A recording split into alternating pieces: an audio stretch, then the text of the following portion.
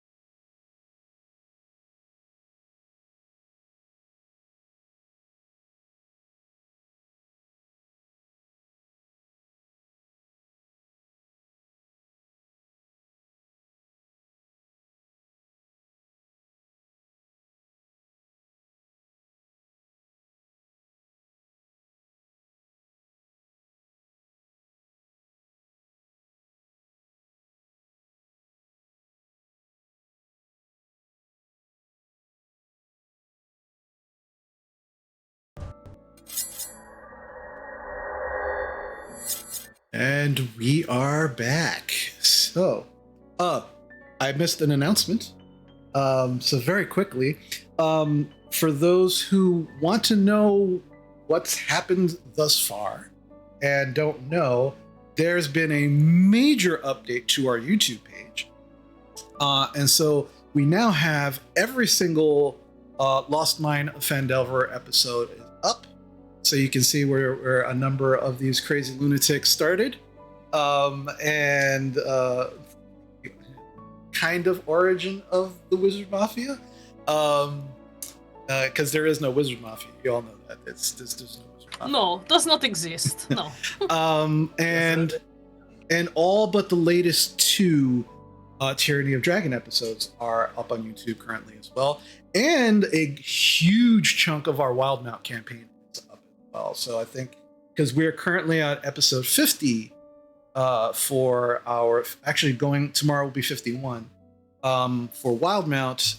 And I think right now we're up to 40. But that's only reason why we haven't updated it completely is because I'm still doing some editing. As you can imagine, it's a lot of work. Do you have our Monster Hearts up on YouTube as well? Yes, Monster Hearts 2, Welcome to Wizardbank is also on YouTube. Unfortunately, episode 3 was subject to the unfortunate virus that we had. So like there's only an hour of that episode, but it is up. I put whatever we had up there. So but we do have the last 3 main episodes of the 6-part series. So that is all up there as well. So the only one that is not close to being updated yet is Wildmount, but we're getting there. Again, as a reminder, 1-person operation. I be that person. So I'm getting there. I promise. I'll get there. All right. So with that, let us get into our session. So, last time we met, the group had begun chasing one of the figures that was part of the cult that was guarding these dragon eggs that you are currently carrying around, that are following you around, is a better way of putting it. And at this moment in time, unfortunately, you were not able to catch the person. But what you did find was the location that they were going to, which Basha was able to determine is some kind of arcane nexus. A place where arcane magic, the actual magical lines of the world intersect, which is very, very rare. And you found what seemed to be the remnants of what was left of the raids somewhere in the area as well. And in doing so, you began kind of rooting around, trying to investigate the area. Came to the conclusion that possibly teleportation was used to get most, if not all, of the actual booty out of the area. And then Basha began looking for magic through some of the magical items that you had in the area. And not only using that was be able to determine that this was an intersection of these ley lines, but also as Gwarple stood in on top of the actual area, that his gem began absorbing magic at an extraordinary rate. Then suddenly it stopped when Gwarple decided he was going to try and access the gem, where magic began to expel from the gem itself. And upon looking around, you all began to realize that the area you're in was not changed in that you were not in the same area, but it was changed in such a way that additional flora, fauna, and creatures that shouldn't be there are actually there. You now begin to see and feel the humidity of a jungle rather than the forest that you were just in. You see large fronds and palm trees. You can hear frogs and insects. And as Amala was praying to Bahamut to see if there was something she could do about the two remaining dragon eggs after one is no longer viable, it seems, she heard a voice, a familiar voice in her head telling her to prepare yourselves. And that is where we left off last week. So, Jumanji. in this moment, a couple of things happen. Basha, you are watching, your detect magic is still up. And so you can see this golden energy still from these ley lines just rising into the air and then dissipating. But at the strongest point where these lines are intersected, that is where Gwarple is currently sitting in his tub, eyes glazed over, accessing his gem. And he's almost to your sight, completely gone. All you can see is this golden energy just kind of rising from underneath him, almost encompassing his whole body. And you begin to see what you could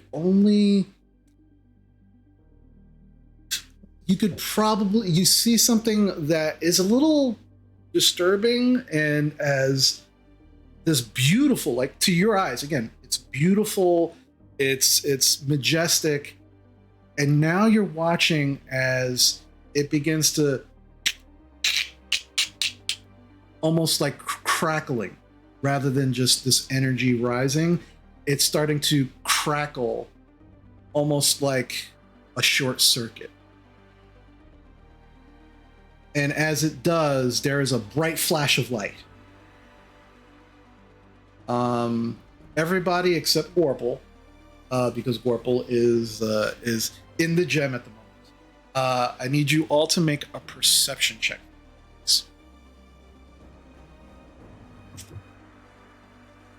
Basha? 14. Vincent?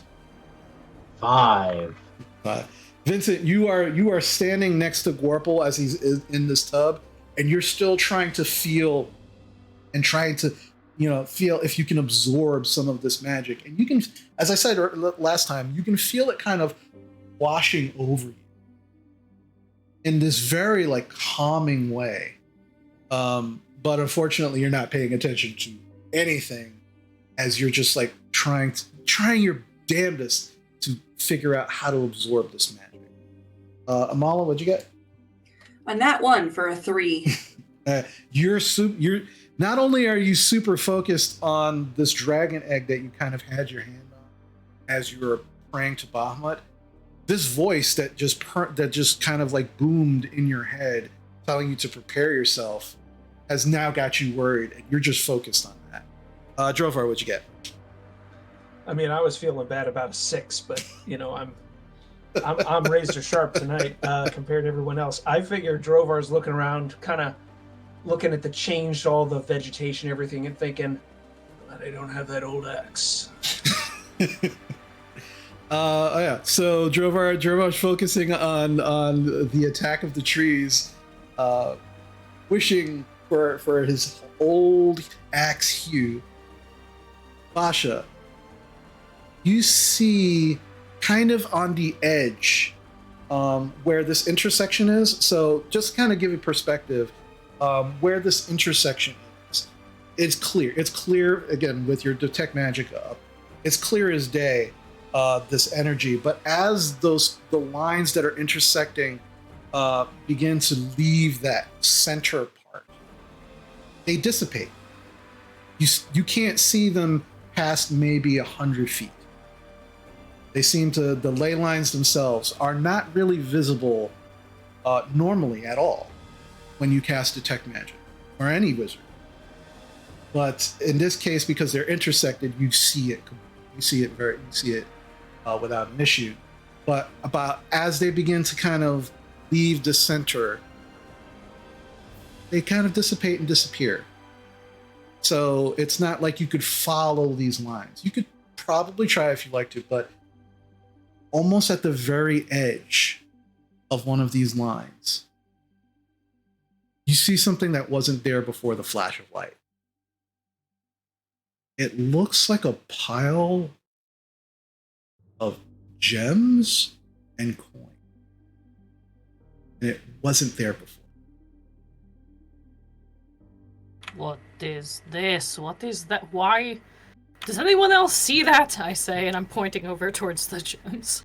Which? There's a whole lot that wasn't here a minute ago.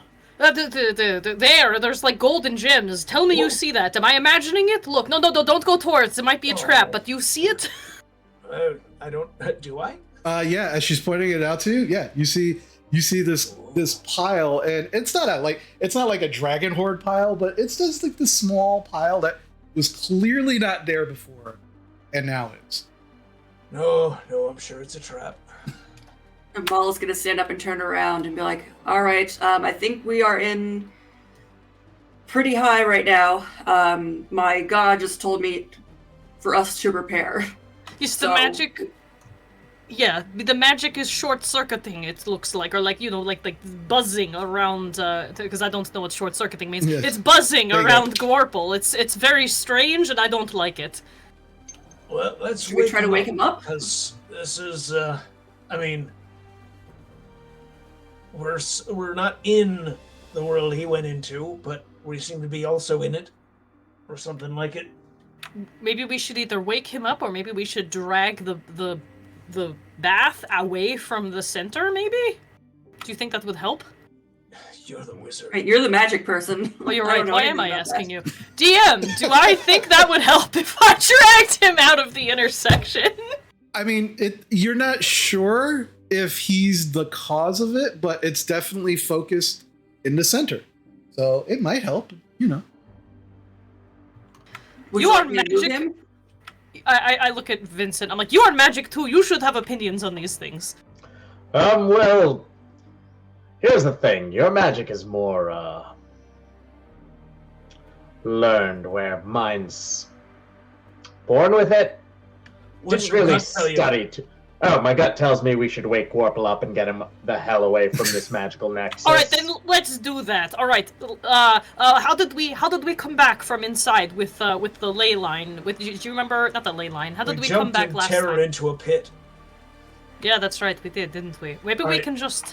I will walk over to Gorple's tub, and I'm not touching it, but I'm kind of looking in close to see, is he in there? Does he appear to be in any distress? Anything like that. He's dead.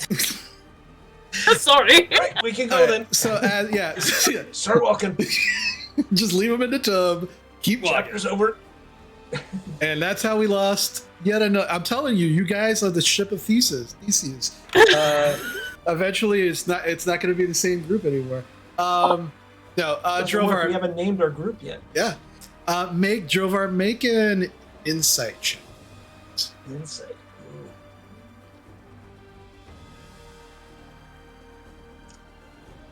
I got a 1, and that modifies to a 1. He's So- dead. I have read this wrong. Drovar, to your eyes, Warple's dead. Oh, yeah, it's too late for the frog.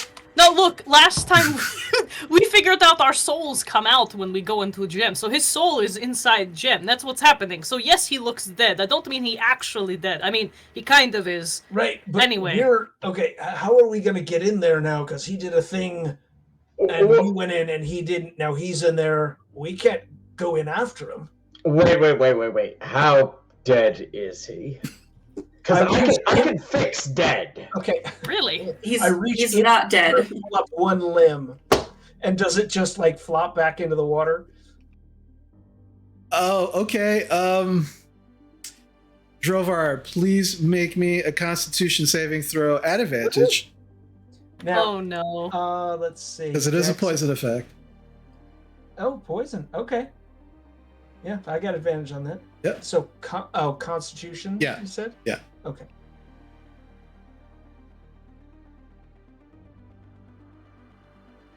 $20.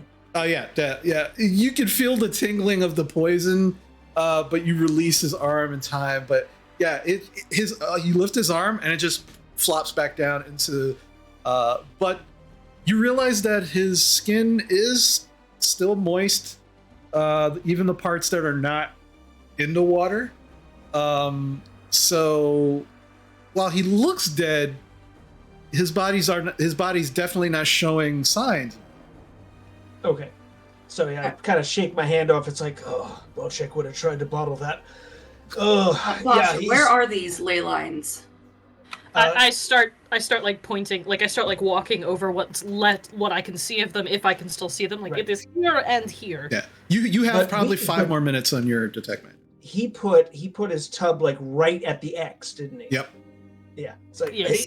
they mate right under his tub. Drovar, do you want to help me move this thing out of the X? Yeah, let's do that. All right, you take one side. All right. Ready, 2, 3. What Amala though? As you get up and you're kind of talking to Drovar, and you still kind of have your hand on the dragon egg. I need you to make a wisdom saving throw for me. Ooh. Oh boy.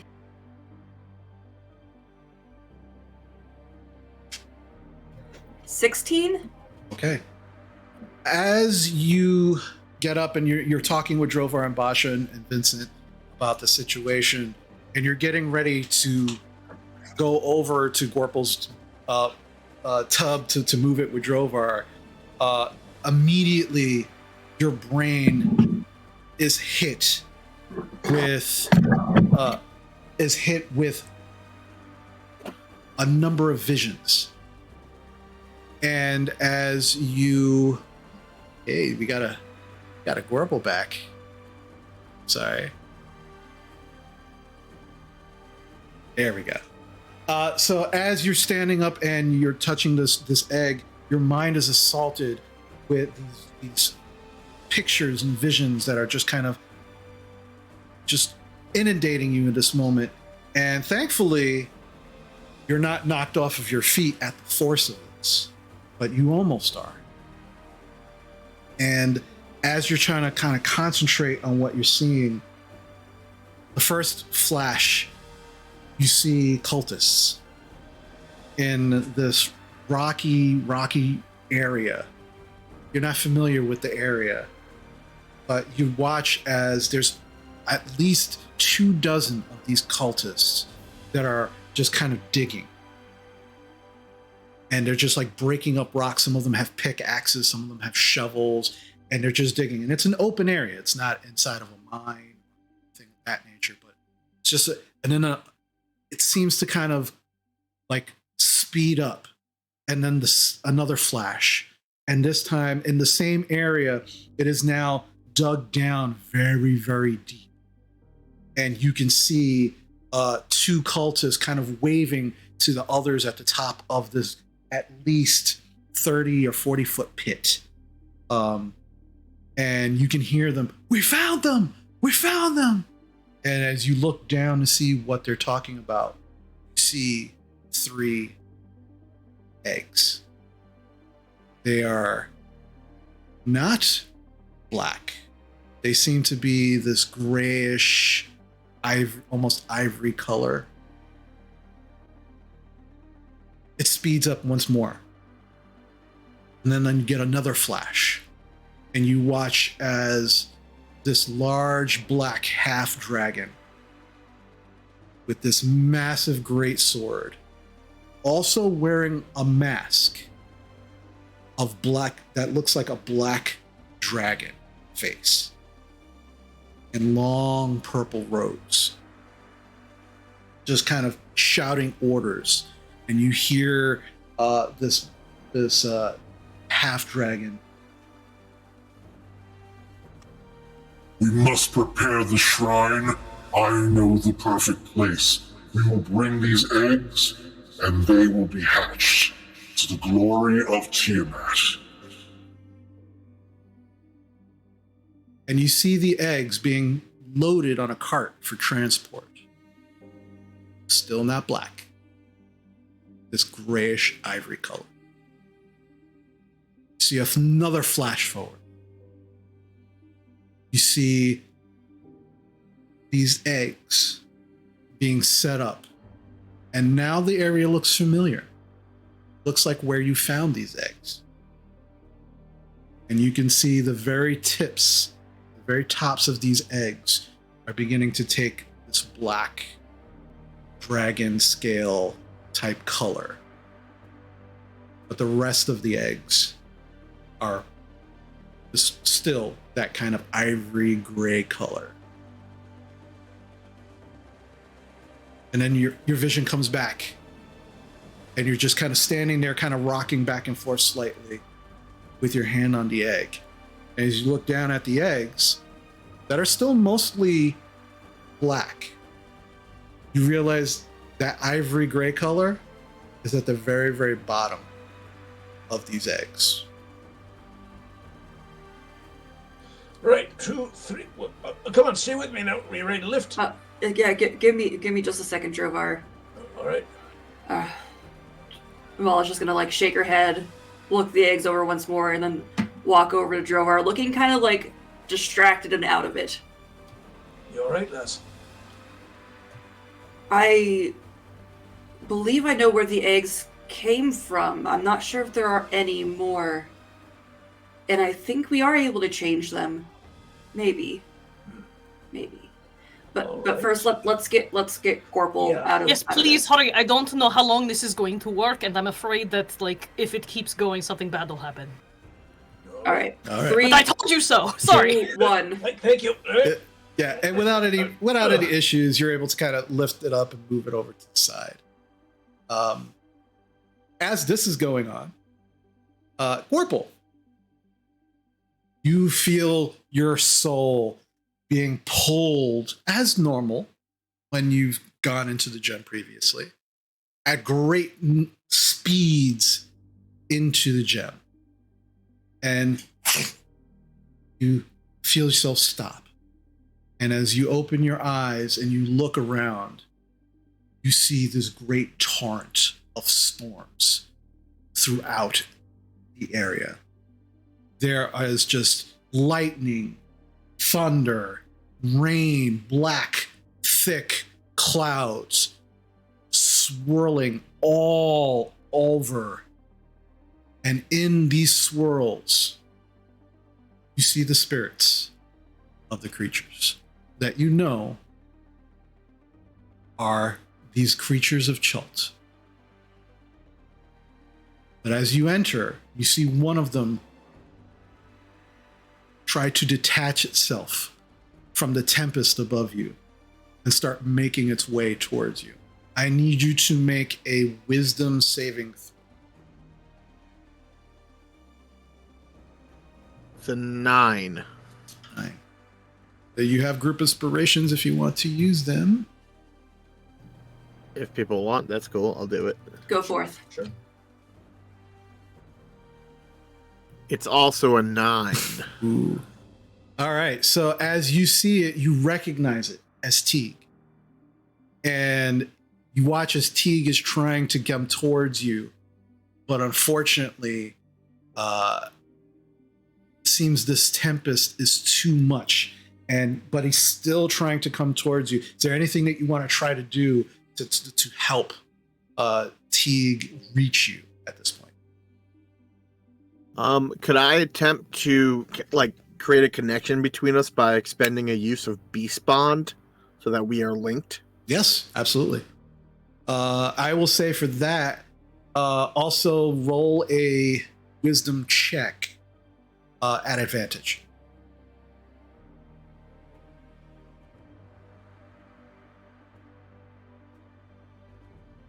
Believe it or not, it's also a 9.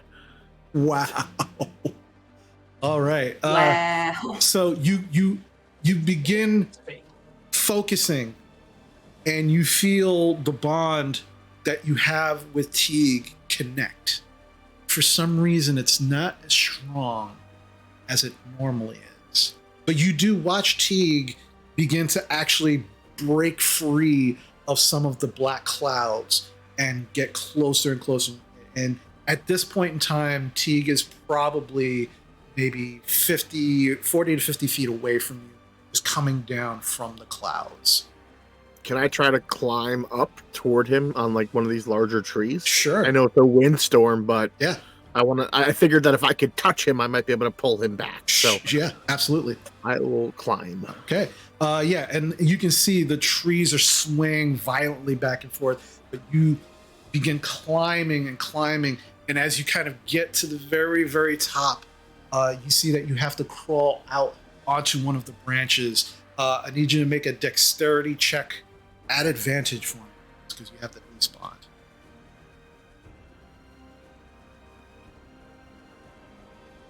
I'm doing so bad. That's an 11. That's actually Use a group. no. Okay, never mind. That's actually good enough. That's actually good enough. You needed a 10.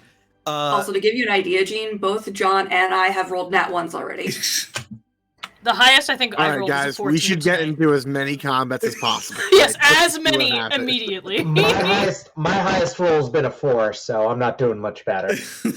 All right, so I'm bringing up the averages. Got it. All right. Yeah. So you get out to the very edge of this limb, and you're absolutely within touching distance of Teague. And as you connect with the spiritual embodiment of Teague, you watch as the body begins to solidify. And as it solidifies, it doesn't solidify all the way, but it does make it to the ground. And as it hits the ground, you now see Teague looking up at you, and in his full mortal form. But as you're looking out over this branch, you see a very disturbing sight. A section of the jungle is just gone. There's no ground, there's no hole, there's just nothing. As if something came along took a section of this jungle and just disappeared with it. Being that I kind of understand how to read a map, could I guess that might be where the crack is? Kind of looking edge to edge. From the height you're at, actually make a perception check. 14. 14. At the height you're at, you're kind of looking down, and no, it doesn't look like there's a crack per se. And you go, all right, well, I thought that might have been it. And as you begin kind of backing up, and you happen to look up into the sky, you watch as some of the clouds push away just ever so quickly, and you see this large, what looks like tear in the sky, and you realize that's probably the crack. Well, that's weird. Okay, I'll try to scurry down to get to Teague. I will cast Speak with Animals. Okay. And just be like, we got to get you out of here, buddy. It's terrible here. You can tell me later. Let's just try to find a way out. Yeah, yes, go. And he's just now like sticking, like pushing into your side, almost like a cat, like, come on, let's go. All right, I'll do my best to try to figure out a way out with him, because I normally didn't have to. I just kind of willed myself out. So as you attempt to will yourself out, you feel your soul being pulled once again. That brings us back out to everybody else. So everybody else, as Mamala Drovar, as you are kind of pulling Gorpal's tub to the side, and you kind of place it down, and as you place it down, Drovar, you feel that there is something behind you, and it just kind of like nudges you in the side. I haven't heard any calls of look out, or anything. No, it just, so I just kind of I move slowly and look. And you see Teague just kind of like looking up at you. Oh. Just kind of put a hand on his head, like, oh, hey, boy. Gorpal. I look. Yeah, Gorpal. Yeah, I look at the tub now. Yeah, his eyes come into focus, and he begins kind of moving his head around. Oh my god, that place is terrible. Holy yes. Welcome I back. told you. Oh, this place is great now. It's nice and warm. Yeah, well, it looks like you brought something back, though. Yeah. I think a little bit of whatever's in the gem leaked out, if that's possible. Oh, no, it is. There's a chunk of just land missing from the gem. Well, here And it is. I kind of look Yep. back and forth. It's probably about this much space. Yep, just about. Good. Yeah, I think putting it on leyline actually bad idea, and I'm regretting suggesting this now. It's a whole new chapter in your report to the Mafia. Well, now they'll know exactly where to look. Look for the jungle that doesn't belong.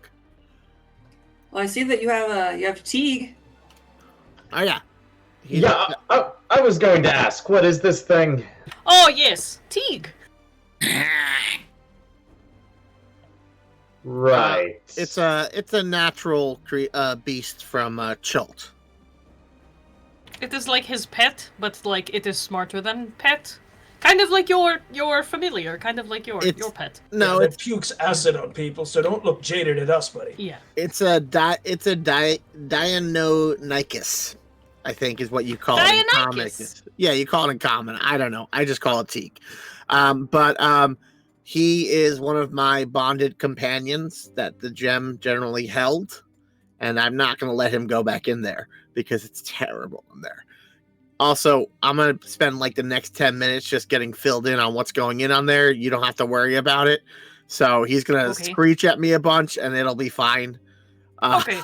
All right. While you're doing that... Let's keep moving away from the ley lines here. Yeah. Also, I want to know what that is, and I point over at the pile of gold. Like, I need to know what's happening with that. Yeah. Oh, sweet, there's a pile of gold? I start heading over to... Wait. No. Grapple, I've got a better idea. I would like to cast Mage Hand and try to grab some from far away. Okay.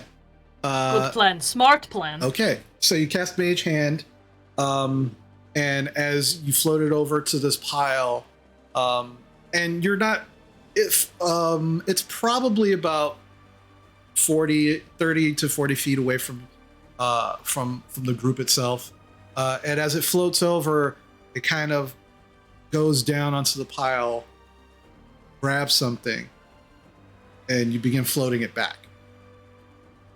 And as it kind of raises off the pile, you do see kind of like, you hear the clinking of coins, falling onto the pile.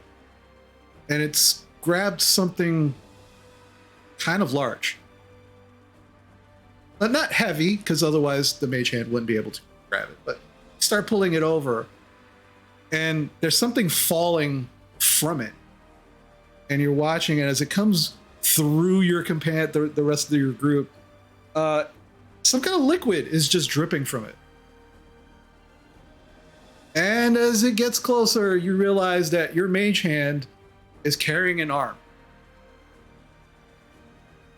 You see a hand that's grasped in a fist. The rest of it's all the way up to the forearm. Seems to be kind of severed at the forearm, and the clothing is reminiscent of what the cultists are wearing. The black robed cultists, but there is fresh blood just dripping from the arm. And there seems to be something grasped in the fist. All right then, guys. It looks like... Well, I found whatever the fuck this is. Is that the severed limb? I think it is. Why are there so many of them lately? Why does this keep happening? Well, I couldn't answer that. I'm just wondering if the rest of this poor bastard is back in the gem. I mean, did this come out with the... Well, I can ask. Hey, Teague, do you know what the fuck that is? Meat. Okay, so you didn't kill that guy or see that treasure, as I kind of point out to the stuff that's in a pile. Nope. That's fresh meat. It's fresh meat. Just letting you all know. All right, Fresh meat. Okay. All right, let's see what they were holding. Okay. So you kind of begin trying to break open and it's not difficult. It doesn't seem like rigor mortis has really started to set in yet. And you realize that it is a crumpled up piece of parchment in his hand. I just kind of look at it and just hand it straight to Basha. It's like, probably for you. Let's go take a look at the rest. And I walk over to the pile. Yeah, I'm going to follow right behind Drovar to go check out this pile. Okay. It says... See if the rest of this poor bastard's in here. Yeah. So, Basha, as you're reading it, it says, Dear Basha. It does not say that. It does not say that. Oh my god. That would be like... No, that would be best thing ever if, it actually was Wizard Mafia sending letter. Anyway, it's fine. Okay. As you're reading it, it's in common, and it's hastily written, and it doesn't seem to have the name of it's not addressed to anyone in particular, but it does say the shipments will continue going north.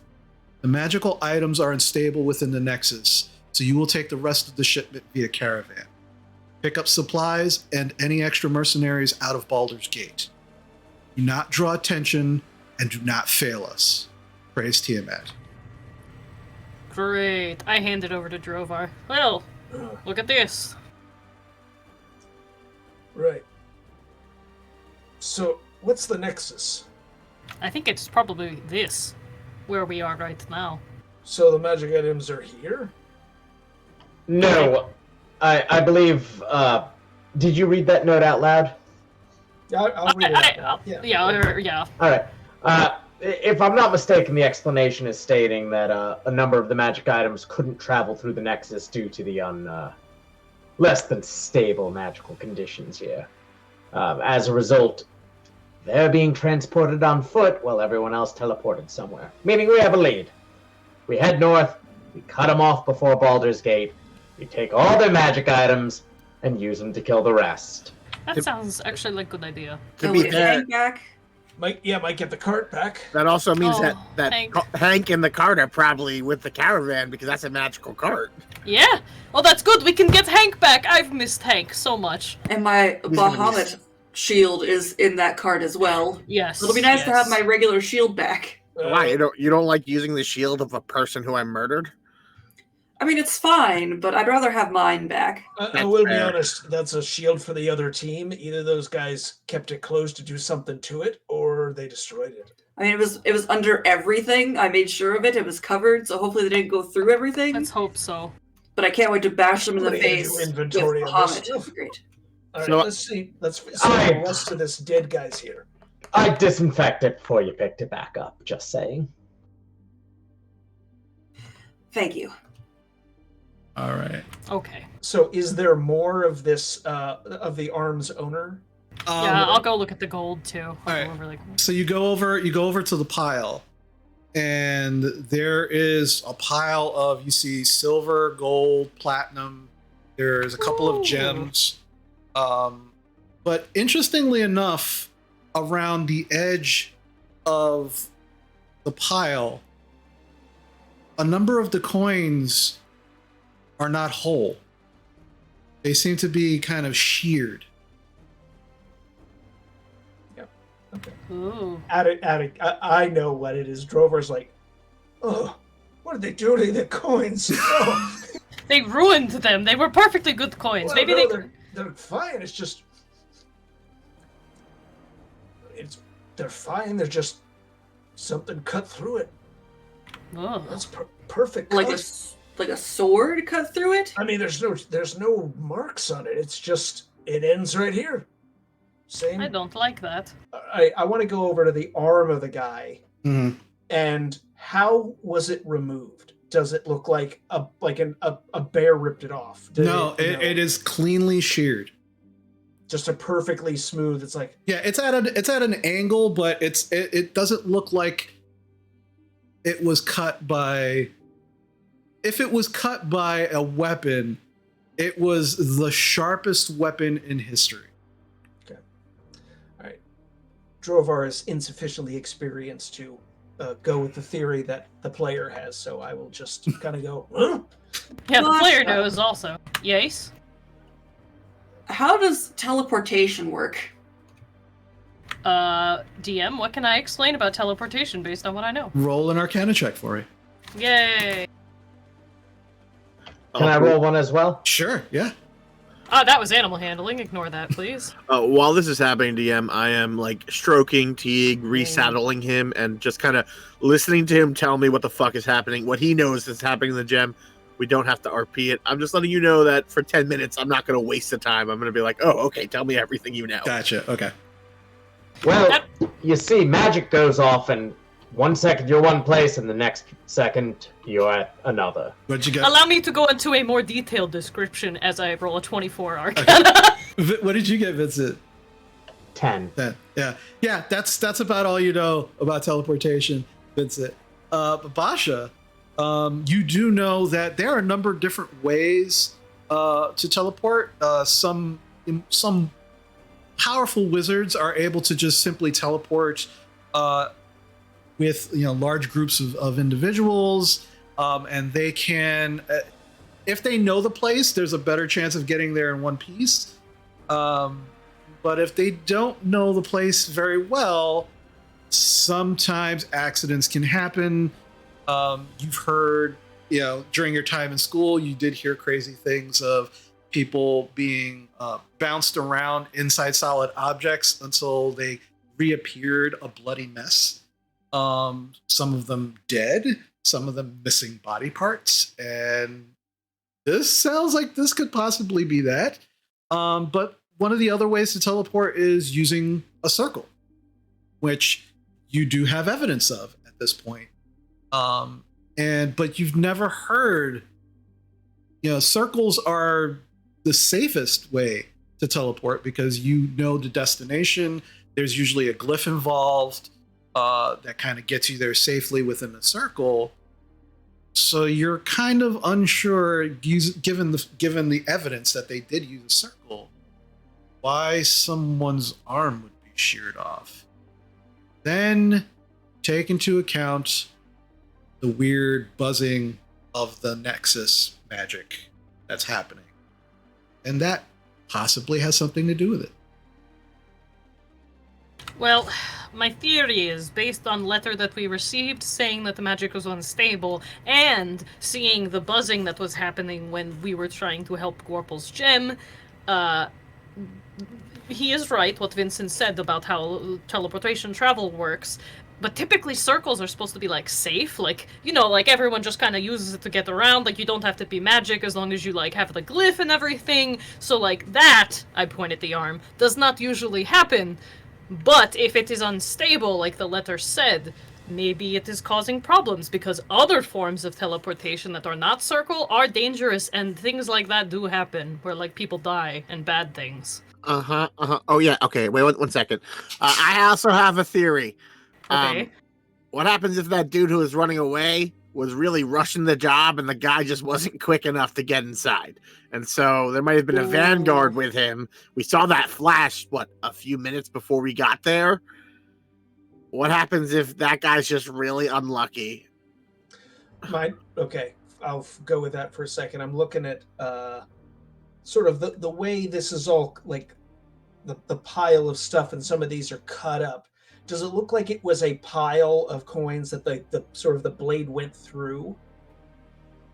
Like there's a clear edge of where the cut happened, or all of the pieces kind of just, it's a pile of broken coins? No, the whole pile itself is not broken. It's just like this edge of the pile. Right. So it looks like, it was a bigger pile and something cut right here, and all of the majority of the pile isn't here, but this is what's left on the edge. That's a strong possibility. Yeah, this guy didn't get his arm and pulled it in time. Yeah, Maul's gonna look down at the arm and the coin and look over at where the circle was and be like, I'm never teleporting, I'm just walking for the rest of my life. No, it's fine if you do it right. And oh, what a shame he didn't get his arm out in time. And I'm just gonna shoot it with a firebolt to, like, burn away the arm. Oh, wait, no. Let's we can eat that. It'll be dinner for Gorple. Yeah, Basha, here, scoop up the coins I just give you. Even the severed ones, those might be really, those kind of look cool, I mean, someone might pay extra for those. Like, hey, magically sheared coin, only 5 gold. I'm going to start walking around what I estimate to be the circle of this to see if anybody else was stupid on the other side of the circle. And, okay. They didn't, if they were sloppy on one edge, they might have been sloppy somewhere else. All right. Make a perception check for it, please. Or investigation, your choice. I'll take the perception. 14. 14. But I do have dark vision. If it's dark out, maybe, So you're just kind of like walking around, you're just walking the perimeter of this, what used to be this teleportation circle. And as you're just kind of walking around, you don't see any evidence of anything extra. No other coins or severed limbs of any sort. You hear maybe 30 feet away rustling in some of the bushes.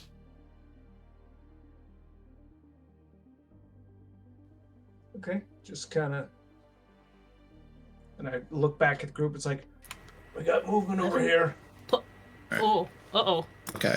All right. So, as you kind of like get your sword out, let's see. You watch bursting out of this bush. You see a creature not unlike T, but a little larger. And strangely enough, it has feathers.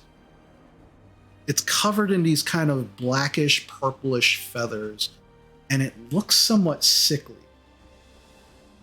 but it's just running at you at great speed. Let's see. So it's going to try to claw you with a claw attack. Okay. I'm going to use a DM inspiration to re-roll that. Because that was a nat 1. Does a 15 hit you? It does not. Okay. So as it runs towards you, and it tries to kind of jump at you with its claw, and again, very similar to Teague in its attack and the way it's trying to, you're able to kind of like hit the side of its leg. Unfortunately, you don't hit it with the blade, you hit it with the flat of the blade. It kind of stops it, but it is now in front of you, and it just goes, and now all of you can hear rustling all around you. No. What did it feel? Did it just say, "Hey friends, dinner"? Did I hear it say that? It said, "Attack." Can I go? Don't do that. You can, but I am still gonna need everybody to roll initiative. Clever girl. Oh god, I rolled like crap. I think I have you beat in crap rolls. Really? I doubt that. Wait, I have to look. All right. So I'm sorry, what are we rolling? initiative. Initiative. No, actually, we tied, but you're gonna beat me, probably.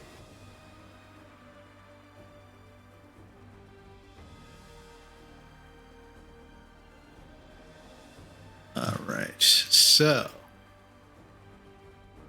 All right. Oh, question, DM. Yes. Were we in the right places? Because I wasn't even looking at the map. Like, were we in the right places for, like, where the coins were and everything? Because, like, I didn't move my token or anything. I'm gonna say, let's see. So you were over here, because Thanks. Yeah. that's where the coins were, like over there. And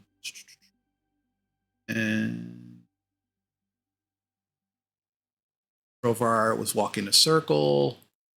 And I'll put up the circle just so you can see where the circle was.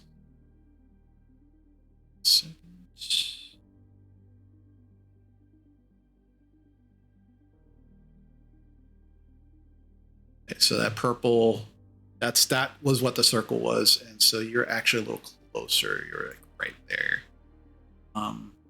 Warple out of it. Yeah, so everybody's pretty much there. I'm gonna put the eggs here. I'm only gonna put one egg.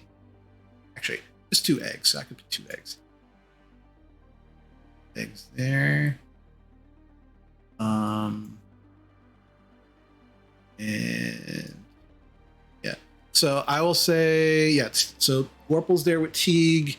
Vincent and Amala, you can kind of put yourselves where you think your character would have been during this time. And let's... Mala hovering very threateningly over Vincent. Just like... All right, give me 1 second.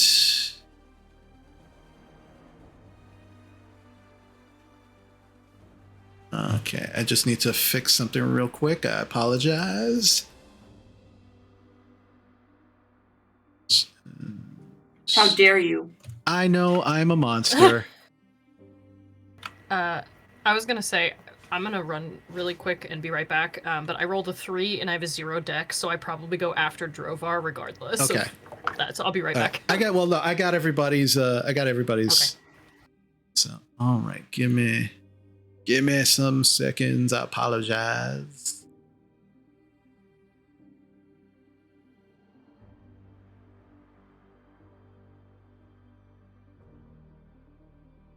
Nope, that's not what I wanted to do.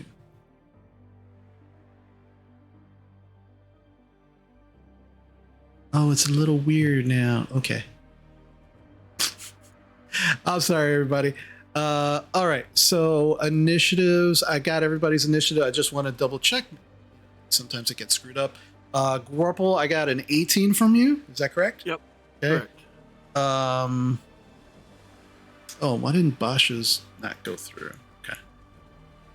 So she said she got a 4 or 6? 3. 3. Three. I was way off in there. All right.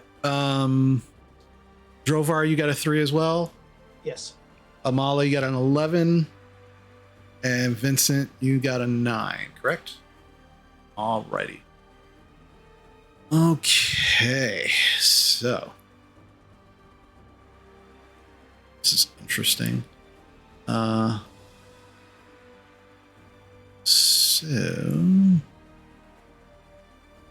I do this and see something.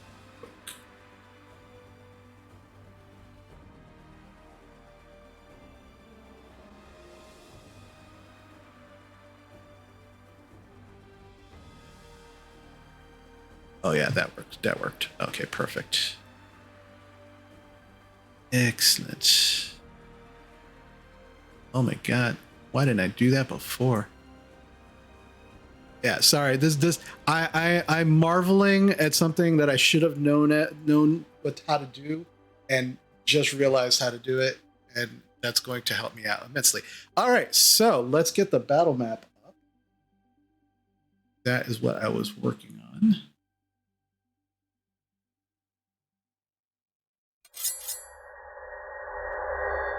All right, there we go. That should do it. All right, perfect. So, currently, so you see Drovar, this creature just in front of you, beak-like mouth, very jagged, sharp teeth. They look almost like blackish with this kind of ivory tint to them. And now that you're looking at it very like up close, the feathers are this blackish purplish color, but they seem ragged. They actually seem like there's an unhealthy look to the feathers. And the eyes are just like these pits of yellow. And you can see the claws are just as sharp as teeth. Alrighty, so with that,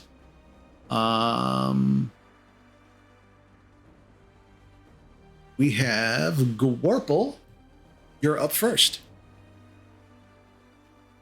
Do I notice any more of them? You can hear rustling in the bushes all around you, but you can't actually pick them out just yet. Their stealth rolls are pretty high. Okay. Would I be able to make a nature check, just kind of like offhand, to kind of assume how many would be in a pack of these? Sure. Yeah, you would know. Have a general sense of that. 14. 14. Yeah, there could be anywhere between 4 to 8 of them. Okay. There might be 4, there might be 8. Be ready. And I'm gonna get...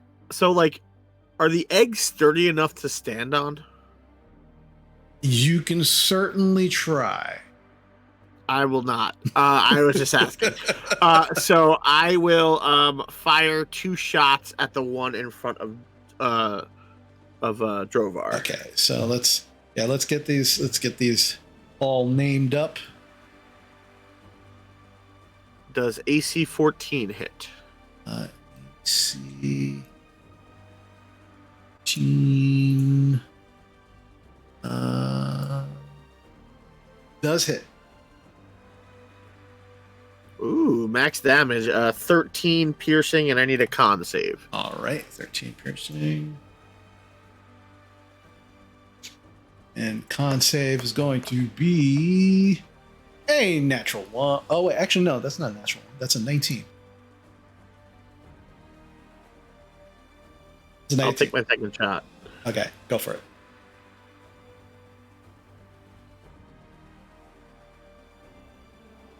I'm rolling garbage, but I'm going to hit with a 15. Yes, you are. That'll be 6 more piercing, and again, I'll need another con save. Okay. And that is a 6. That'll be 4 poison. All right.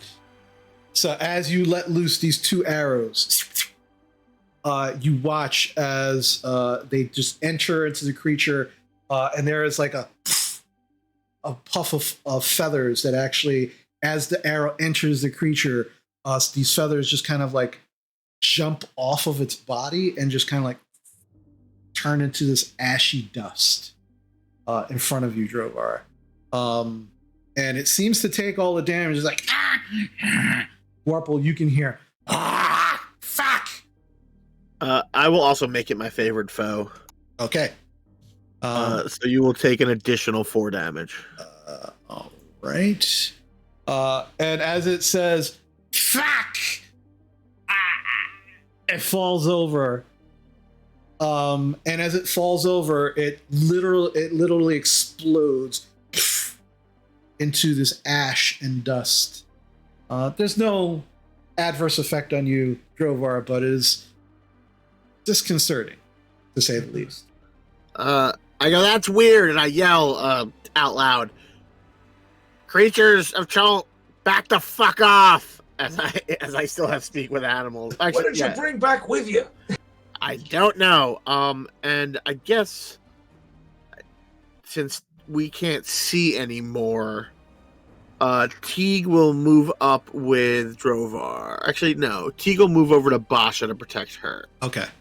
And I go, protect her, and he will ready an action for if a creature comes in melee range, he will attack. Gotcha. Okay.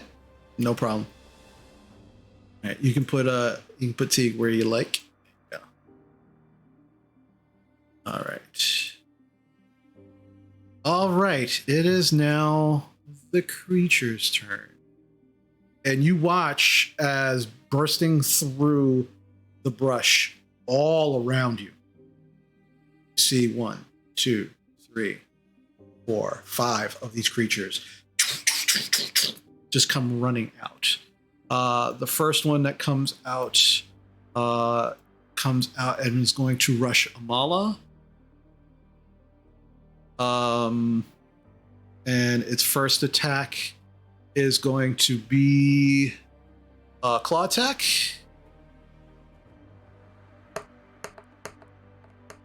That's going to be a 12. I don't think a 12 hits. Are you because you reminded me of this, and I just want to double check. You're not using your shield. You don't have it equipped, right? That's not affecting your AC.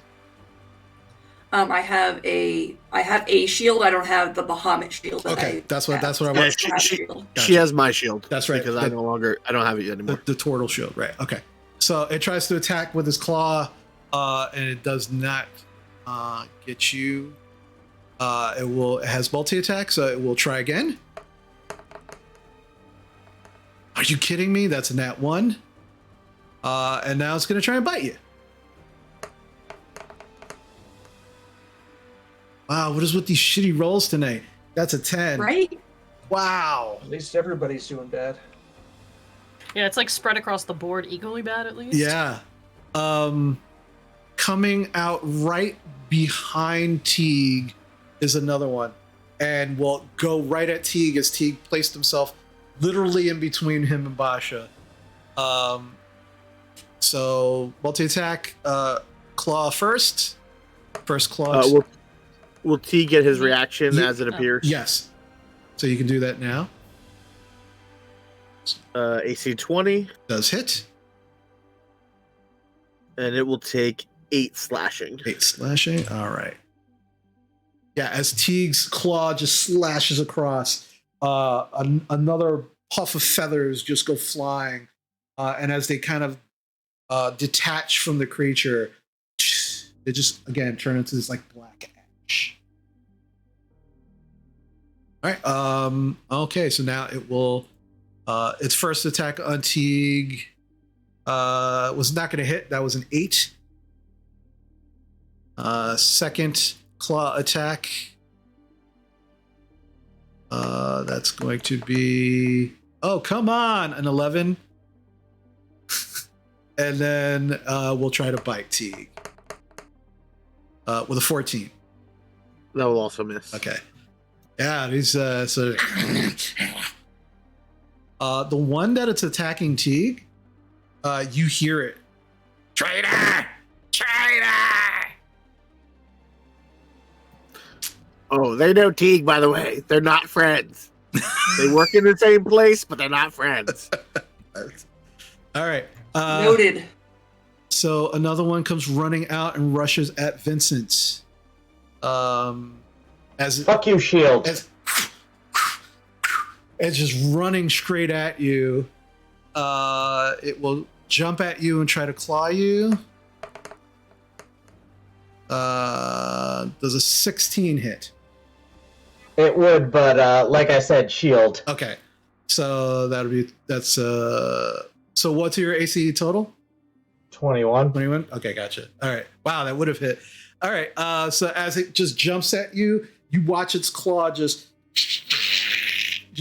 where your face would have been, right down the arcane shield, just kind of little shocks of sparks of energy. And it will continue trying to claw at you through your shield. Next one is going to be just missed with a 20. And then it will try to bite you. That's going to be a 21. That just hit. So as it kind of with the first claw goes down, goes with the second claw, it actually looks at the shield and then kind of looks at you through the shield and very slowly passes its face through the shield. And then Stop the learning! Clever girl. And then bites you for a big old 3 piercing damage. All right, and then another one emerges, runs at Amala from behind, and will try as it jumps in the air and comes down with its claw at you. That is going to be the first claw attack will be 14. I don't think that hits you. Nope. Okay. My AC is 19. Okay. Second claw attack. Wow, shitty rolls tonight. 10. Can't get you. You're just too fast. You're like, just kind of bobbing and weaving. And then it will try to bite you. And misses with a 13. Wow. And then the last one.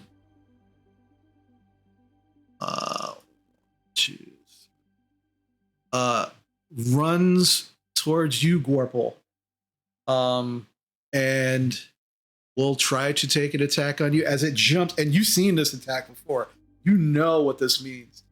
And the first claw attack is going to be a 19 to hit.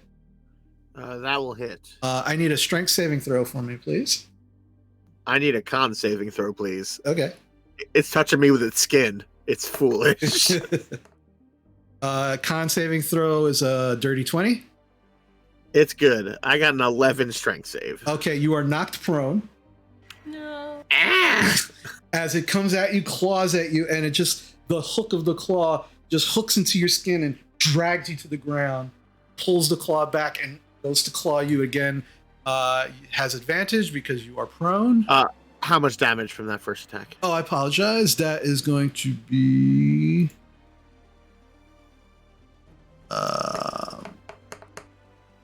first attack. That is 5 piercing, 5 slashing, and its second claw attack at advantage because you're prone.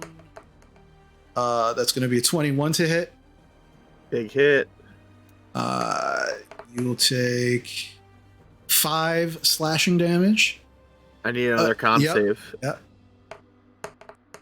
That is going to be an 8. It is poisoned for a minute. Okay. So now it has disadvantage on all of those things. Yeah. So it's a straight roll now, and it will now try to bite you. Oh, you're. I don't taste good. I don't taste good. I don't taste good. That's 18 to hit. That will also hit. And how much damage for that second shot? Oh, that second one was. Apologies. Claw damage was 5. And for the bite damage, you take 9 piercing.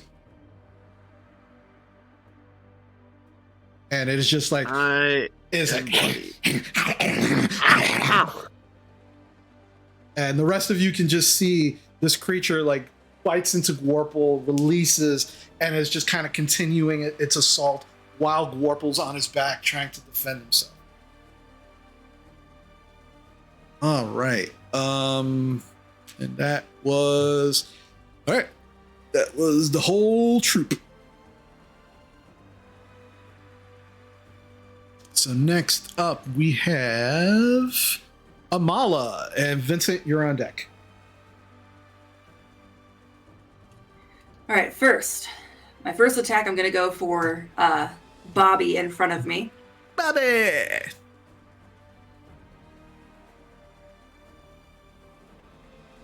Does 10 hit? A 10 does not hit. As you kind of... I rolled a 2. Yeah, as you lash out with your greatsword, it's just like dodges out of the way. All right, I'm going to do that again and see if I can actually hit this time. Okay, go for it. 24 to hit, much better. That definitely hits.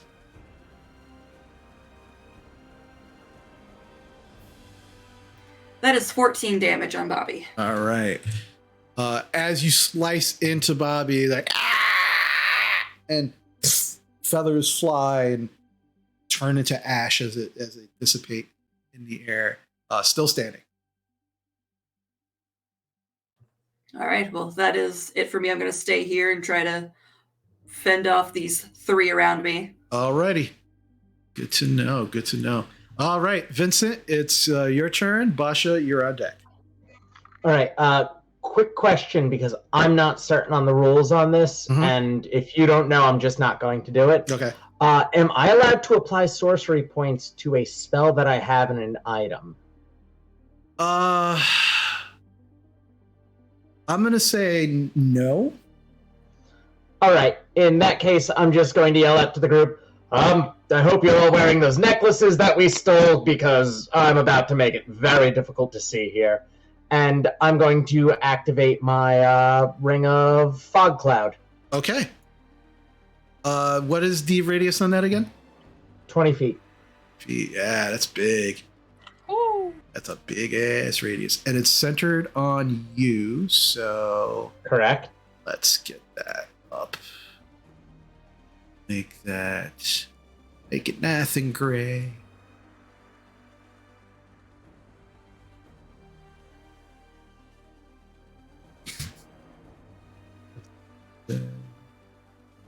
There we go. Yeah. All right. So yeah. So Vincent he shouts this, and then immediately you just watch from his hand, just this billowing cloud, just kind of just emerges and just begins taking up a huge amount of room in this area. So for those of you wearing your necklaces, you have blind sight within 10 feet. But outside of that, you're considered blind. We can only see within 10 feet of ourselves, but considering we're all grouped together with the enemies already, that means we can swing at things in our range, and the things swinging back will have disadvantage if they don't have blind sight. So, Drovar, you're the only one outside of the fog cloud. You just watch this fog, this thick fog, just billow out from the group, and you're gone. You can't see anybody. That's okay. All right. Perfect. Alrighty. So, anything else you want to do, Vincent, or are you good? That was an action. I'm just going to use a sorcery point to quicken spell a not poison spray. What is that? Acid splash at D and E. So I need them both to make me a dex saving throw. Which ones? D and E, D and because E. they're right next to each other. Okay.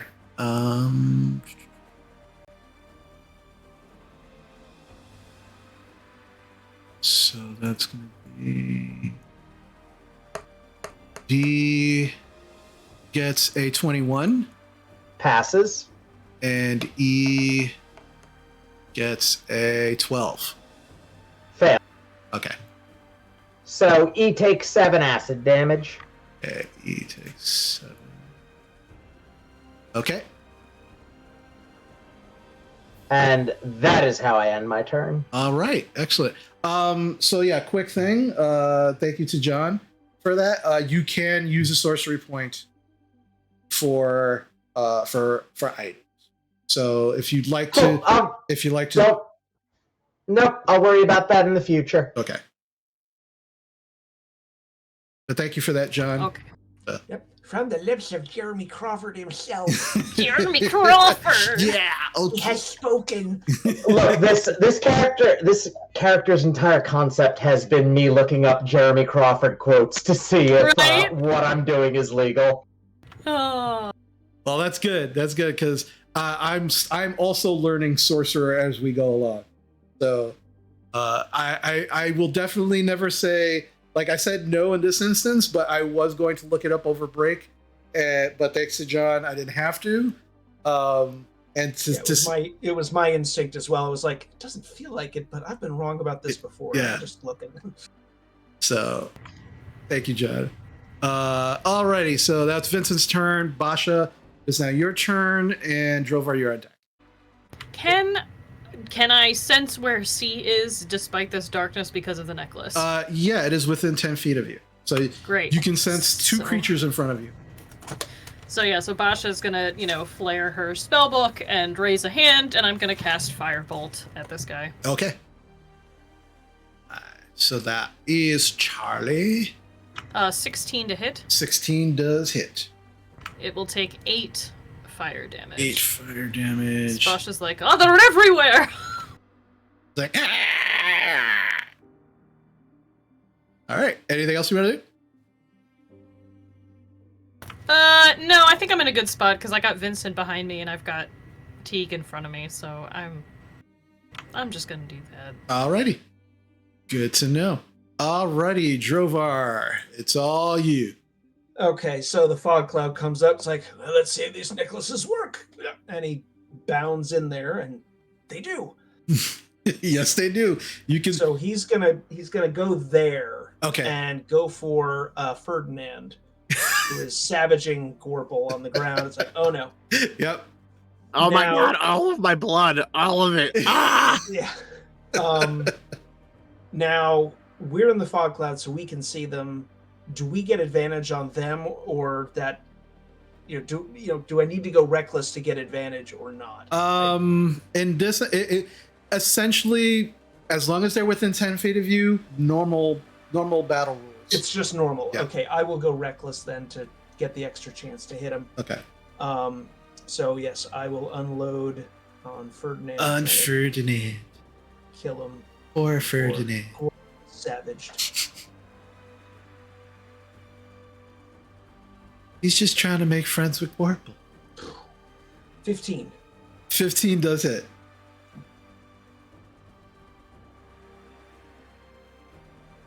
$15 damage. 50. Nice. So yeah, you feel your axe slice into it, and you hear, "Ah!" And the rest of you can't understand what this creature is saying. But Amala being... It has a family and children. Oh my gosh. No, I'm joking. I want to be a friend. I want to be a friend. He wants to be a friend with your intestines. Too bad. I'll go for swing number 2. Okay, go for it.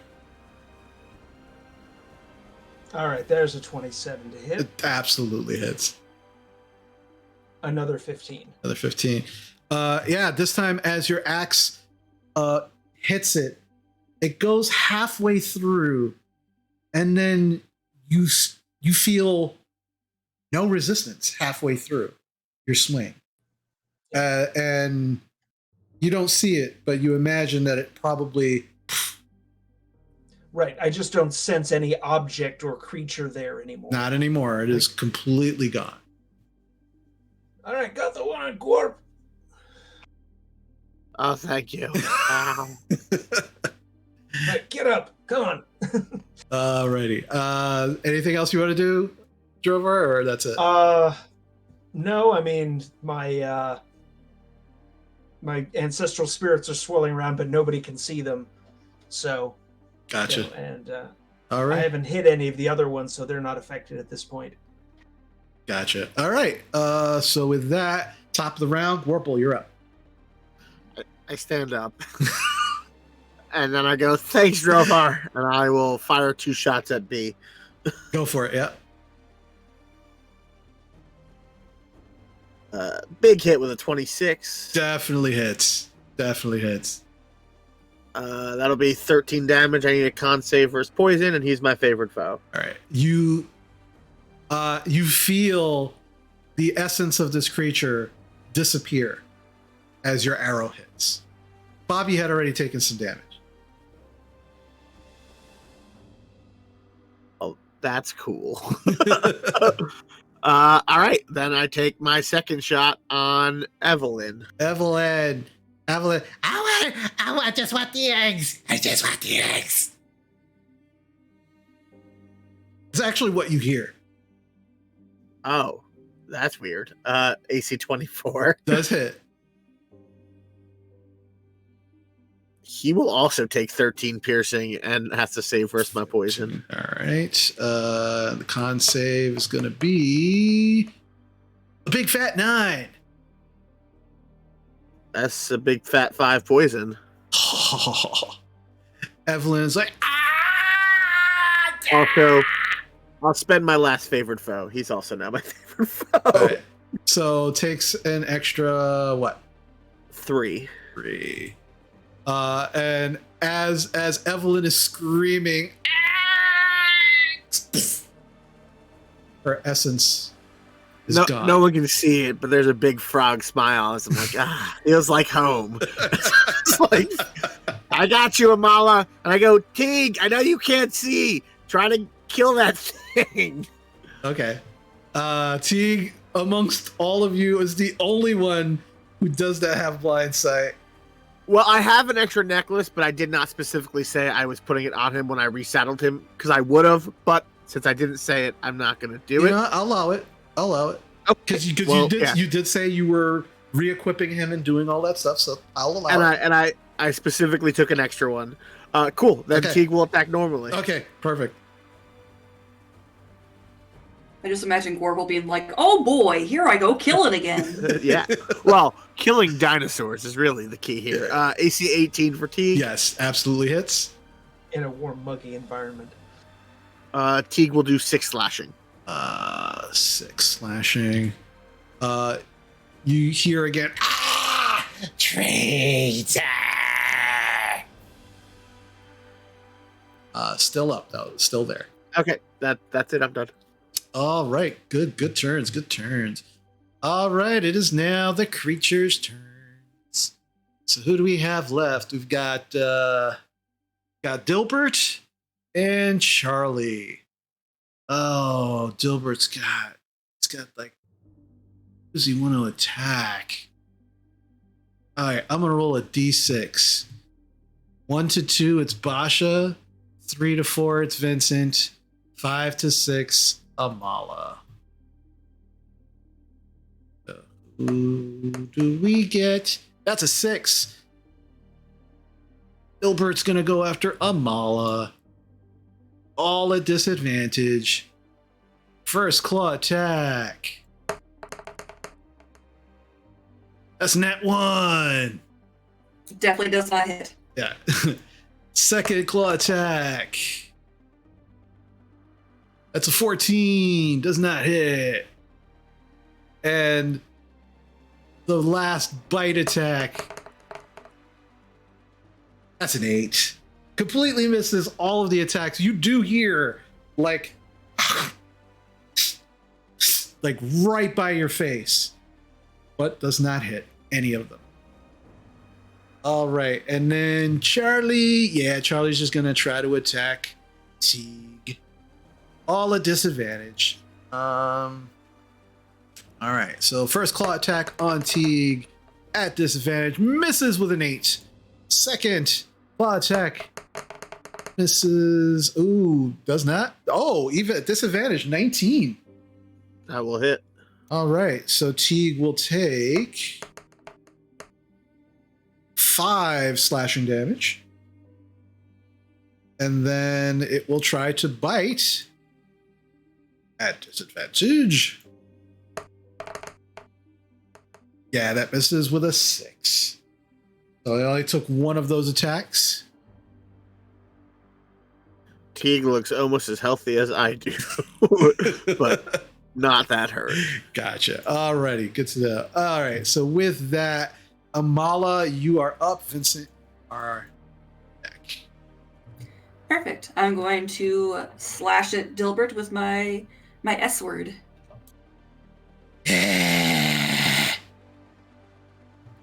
I rolled another nat 1 this evening. What Or is 9. going on? I have no idea. This is nuts, yeah. All right, well, first one definitely doesn't hit. Okay. 13? 13 just hits.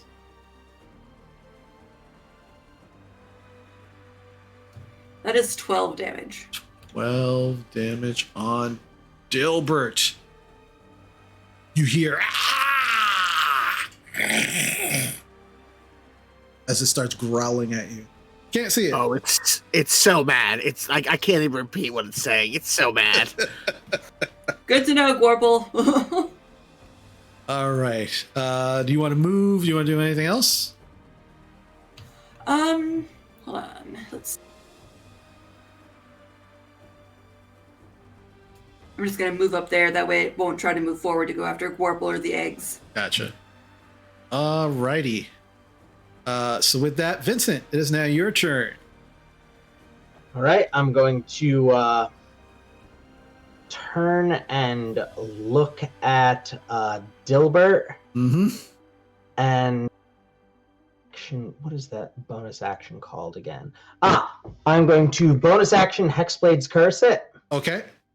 Just do that. And then I am going to attack him with my Hexbound Rapier as a action. Okay, go for it. Only 15 to hit. Does hit. Oh, cool. So that'll be...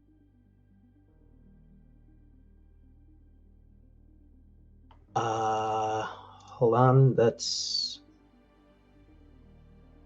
15 damage. As your blade goes into the creature, halfway through, there's no resistance, and you almost like fall over because you were compensating for actually cutting through flesh, and then it disappears, and you're like, oh, you kind of pull back, and you feel that your hex is not actually on any. Well, then I gain a little bit of health back and just kind of stretch. Oh yeah, that's that good stuff. What? That's weird. Don't say that when we're in a fog cloud. It's just creepy. Creepy cloud fog stuff. All right. Do you want to move or anything, Vincent? I think I'm good where I am. Alrighty. Just stay there. I like knowing where you are. All right. Basha, it is now your turn. Drovar deck. It's okay, Right. Basha. I can still see him. Good. I'm gonna shoot the. I'm gonna hit another firebolt at the. I almost said dragon. Jeez. Sorry, brain. Dinosaur that's over there. Just be like, all right, let's go. All right. Go for it. Ugh, that's only an 11. Does that even hit? No, it does not, unfortunately. Should I use the thing? Do we have a lot of group inspirations, right? Yes. No, You know, I'd save it. Yeah, we'll save it. I'll just be like, damn it! You see, you put me off my game. Look at this. Okay. I am gonna move though, like slightly, like, and I know it's gonna make it so that I can't see him anymore, but I'm gonna go over here just because I'm like, I don't know where. Yeah, no, I'm not. I'm gonna stay there. Never mind. Teague is here. Okay. I'm fine. You gonna I'll stay there. Okay, you stay there. All right. Alrighty. So that was Bosch's turn. Drovar, you are up. All right, I hear there's still sounds of fighting over there, so I start moving in that direction. I get to hear it's like, oh, no, that's the skeevy guy. Okay, no, that's bullshit, right? Oh, it's a lizard. Nope, too small. That's Teague. No feathers. Ah, there's my boy. I'm picturing that you're touching everybody as you're walking past. Like he's patting them down as he goes by. It's like, oh, sorry. No, no. Okay. That's better for you and not Vincent. Okay. Teague nuzzles the hand, thinking that it's a pet. Well, good to see you too. Well, pardon me. I gotta kill your cousin. Okay. Staying reckless. Okay.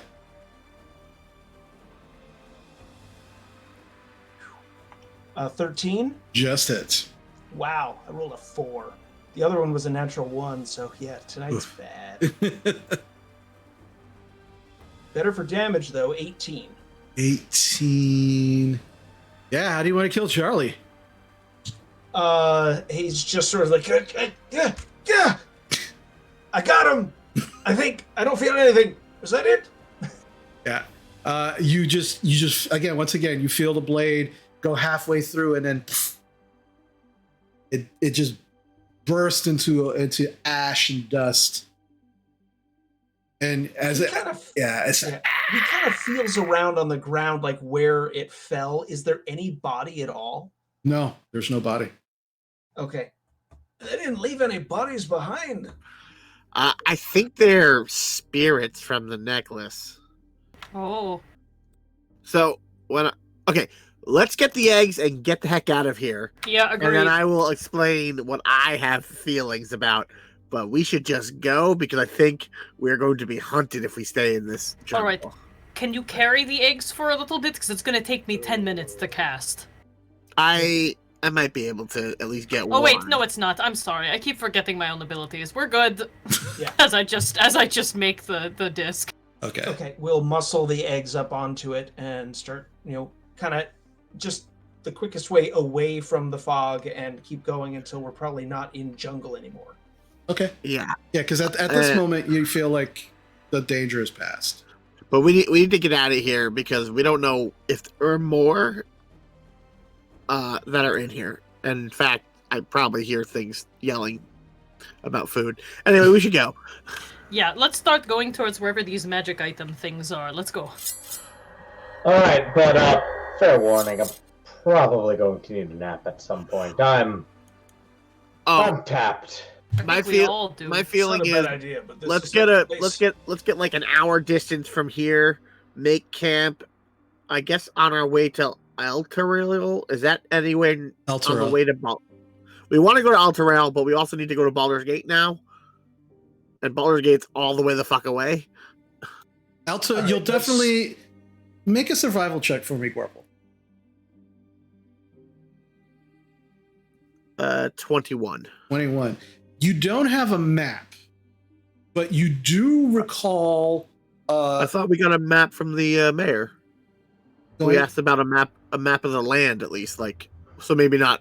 Not to Elturel. You have but you have the immediate area, and you do recall the conversation that you had with Leosin of where you need to go, and putting that together with your survival skills. It's further to get to Baldur's Gate. You have to go a little northwest to get to Elturel. But if you get to Elturel first, you can keep going from Elturel to Baldur's Gate. It's actually a shorter distance to get to Elturel and then go to Baldur's Gate from there than to go straight to Baldur's Gate from there. I think let's go to Elturel. We have contacts there. I have people there. We might be able to secure a way to get to Baldur's Gate faster, and we can at least give this information we have to the people who might need it and can do stuff with it. Works for me. So let's get an hour away from here, I think, and then maybe bed down for the night, make a camp. Sounds good to me. Yeah, Basha, how long does the disc last? I think 1 is it hour. an hour? Hold on. Pretty sure. Hold on. Also, DM, as we're traveling, Amala's going to think on the flashes of like where the eggs came from. Mhm. Am I able to like maybe use some kind of something to see like where that area is? I'll Maybe if she describes landmarks that we then with survival can kind of go, oh, what about this? Was there a river? Was there a mountain range? Did it have a weird peak? Try to help her mentally reconstruct it. I will say the flashes were too, like the edges were very blurry. It was like you were seeing it like a fisheye camera view of all of these things happening. But around the lens of this camera was just distorted. So you couldn't see past like maybe 30 or 40 feet in front of you of what was going on, but you could make out pretty much what was happening around you. If you want to like talk with them about like the area that you saw and what you saw, the rest, yeah, I will absolutely let you make survival checks. They'll be high DCs. But yeah, basically, as we walk for that hour, Amala will tell everyone of the flashes she saw, like where the eggs came from, how the eggs may be able to be turned. Going to emphasize that, especially to Corporal. That's no guarantee, but like explain everything. Okay. Hey, maybe's better than not at all. Good enough for me. I have a plan. That's all I say. All right. So anybody who is proficient in survival can roll a survival check to see if you can figure out from what Mala told you. I am not going to roll that because I am not from this continent. Okay, that's fair. Okay, I will roll. I got a +3 on it. If we've got any, I'll say you can roll at advantage because Amal is kind of like giving you details and such. You're not trying to do this cold. Okay.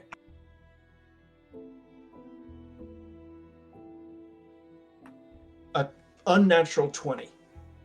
Okay. So as she's kind of telling you about like the way the rocks looked and the land, she's not giving you a lot to go on. But she does kind of tell you, as she goes into the detail about the actual pit, like that they dug these eggs out of the ground. Something does catch your attention, and her description of the actual rocks and ground they were cutting through, and it starts to kind of like click a little bit. Dark black, glassy rocks and dirt, obsidian. It's either obsidian glass or volcanic glass that they dug. Is there a difference? Obsidian is honestly, maybe there's two different places that I'm thinking of. I think it's kind of. No, I thought obsidian was volcanic glass. My bad. So maybe I'm thinking that there's two places that, like the dwarves know. It's like, well, if you're looking for that kind of stuff, here's two places where there's good veins of it that you can find. Like here and here, those are places to look. Well, that kind of thing. The thing is, the only time you would see that amount would be in a volcanic area. So around Neverwinter, there was a volcanic eruption. That's one that you definitely know about. Okay. But there's possibly not the only volcanic area. True. But that's one you absolutely do know about. Okay, I would like to do kind of like, this is one sort of dwarf thinking about the like rock deposits and things like that. The amount of the depth that they dug, if they hit like veins of obsidian and things, does that give me an idea that maybe it's a more recent deposit, or a long time ago, that maybe if I'm thinking about the volcano near Neverwinter, and I don't think I would know what kind of volcano, if it was just a lot of hot ash or actual lava or anything like that, but trying to get a sense of, because of how deep they went or not as deep, does that give me a thought of how long ago this eruption might have happened? To hit that much obsidian as quickly as they did, and again, you don't know the time frame, but it was only maybe 30 or 40 feet. It tells you that it's either a place with a lot of volcanic activity that allows for obsidian to be found that low, that high to the topsoil, or that if it's not a place with a lot of volcanic activity, that it had been sitting there for so long that at some point there was a lot of volcanic activity and they found it. So it's a toss-up. It could either be a currently active volcanic area, or someplace that just hasn't been touched for years that had a lot of volcanic activity. Okay. Either way, you're looking for a place that at some point currently or at some point in time had major volcanic activity. Okay. Well, he shares his thoughts on this. It's like, there's not enough to go on yet, but that definitely, if we start looking, he looks at Basha, it's like you start looking through books of history and things, if we're trying to track down areas that were known to be connected to dragons and were volcanic. I think those two things together are going to give us a better idea. I think those are the two clues we gotta line up. All right, let's bed down here. All right. So are you like making your way like northwest-ish towards? Yeah, pretty much travel full speed, not like dashing to an hour toward Elturel, or if we find a good campsite along the way. Okay. Yeah, without any issue, within an hour. The area, as you're kind of leaving this ruined area. Oh, by the way, did anybody take the gold? Yeah, I was in the middle of counting it when Drovar, interrupted with the attack. So I'm assuming I finished doing that then, or at least took it. Yeah. Well, I would say like afterwards, yeah, you could go back. Sure. It would take you some time, but you can definitely do that. All right, so you within an hour you get into like it's now getting kind of denser outside of that ruin, and you don't really find any kind of either animal path or forged path by any means, but you're able to find a place has good enough cover for you kind of to bed down for the evening, as long as you take some watches. But that's not an issue. And also, we can try to use that dome this time, and I promise I won't access the Hunter's Livery anymore. It's done for now. The Hunter's Respite is on hold. I'm going to keep Teague safe. Yeah, what happens if something happens to Teague now? I'm not going to let that happen. I understand, but I honestly don't know. Okay. So I'm going to do my best to try to keep him safer and be a little less reckless than I was with him before. And I kind of like pet him and like. Oh, fair enough. All right, 1 second. And I just spit out 10 good berries. Perfect. I will never get used to that. It's okay. Well, if we get hungry, and also we can use them for later, and I'll just kind of like tuck them. I will pass 2 to everyone. Is that what we've been eating? I mean, that's what you had for breakfast. Oh, I've got a lot of things to get used to. I mean, yeah, after a while, it doesn't even phase you anymore. If it makes you feel better, it's not me actual vomiting. It's when I begin to cast a spell. I do it as Grung. We kind of have like our sub-vocal thing when we do our ribbits. And as I kind of extend and cast it, it fills my gullet with these magical berries. So I have to pull them out. Weirdly enough, that does make me feel better. Okay, great. It's actually been in his mouth, but not his stomach. Well, I mean, if it was outside of my mouth, that'd be worse. 'Cause it'd be covered in poison. I don't know The if that makes poison- you feel better or not. Just Yeah, no. And the poison's on my skin, not Right. in my mouth. Good night, everyone. I'm taking middle one. All right, I guess I'll take first watch then. I'll take first with you. All right. All right, good. We can Alright. talk magic things. This is our chance to get to know one another Alright. as magic folk. As you said, you are natural because, maybe it's magic or maybe it's mafia, but Natural-ish. I want to hear the story of how this happened. You will Alright. tell me everything. I will say, Amala, why don't you go with Drovar, because I have Teague now, so the two of us, so that way we're in groups of two. sounds like a plan. I'm gonna go to sleep now. Yeah. All right. Me too. I begin building a small nest for the dragon eggs, and me and Teague will curl up with them. I'll spend an hour soaking in water, but I want to begin nesting them Okay. during our long rests. Alrighty. So, Can they hatch as frog dragons? that is such a disturbing image that is conjured in my mind of frog dragons. All right. So here's what I'd like first up. So Basha and Vincent, you take first watch. Yes. I would like you can either make a perception check individually, or one of you can take it with advantage. Is yours better than mine? I think you should do it with advantage.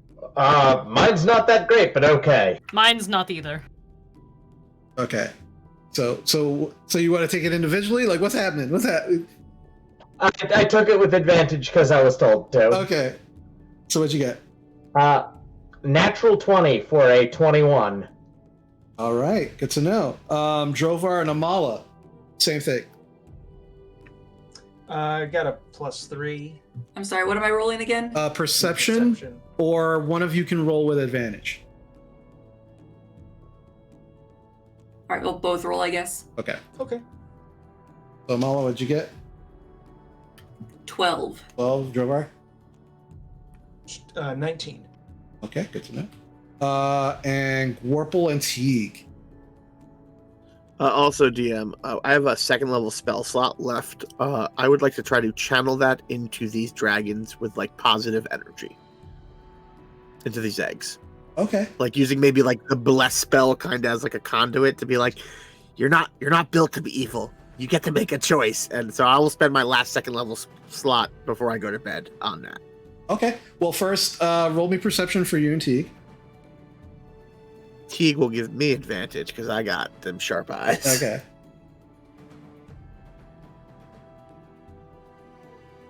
Wow, but I rolled garbage. So that's a 16. 16. Okay. And for your bless spell for the eggs, roll me just a straight wisdom check. It's a big 6. Sick. Big old 6. Could I use a group inspiration maybe? If people don't mind. Yeah, I want to see Please. frog dragons. Frog dragons. Go. Go. Frog dragon. I just That's- pictured them with these huge eyes. That was Guys. just super cute. Good thing you picked it, because now I got a 7. Hey. Damn. All right. So as you all get ready to rest for the evening, and obviously making sure that you're going to be setting up watches for the evening, a couple things happen. One, you all level up. So we're gonna go to break in a minute, and when we go to break, you can again, you don't have to rush, but that'll be an opportunity for you to choose anything that you want to choose at that point. But when we get back from the break, we'll also roll hit points, and then we'll move on from there. But I wanted to make sure I got your rolls first, because stuff is gonna happen while you are resting for the evening. So with that, we're gonna take a break, folks. We will be back shortly, and so don't go nowhere. See you in a few.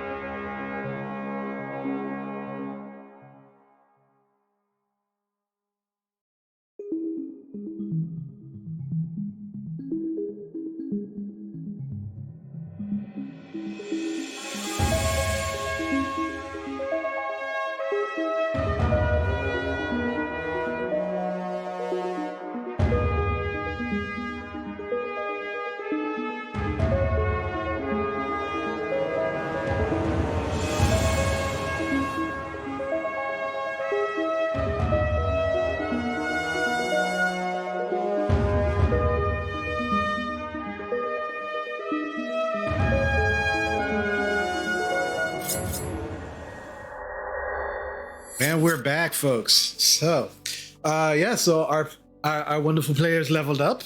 So we're going to roll some quick hit points, and then we'll continue on our way. All right. So, just to remember, I don't like to be a dick about this. So you can re-roll ones. But whatever you get is whatever you get. All right, so Basha, who wants to go first? Anybody want to go first? Like Gorple got his hand up real fast. So. Gorple went first. Okay, go for it, Gorple. I rolled a 4. Nice. All right, Basha. Sorry, my thing decided to stop. Hold on. I can't see my results. Where'd they go? Oh no. Oh, there it is. I got a 3. 3. All right. Vincent, what are you taking a level in? Another level in sorcerer. Okay. Maximum hit points of 6. Awesome. Nice. Awesome. All right. Imala.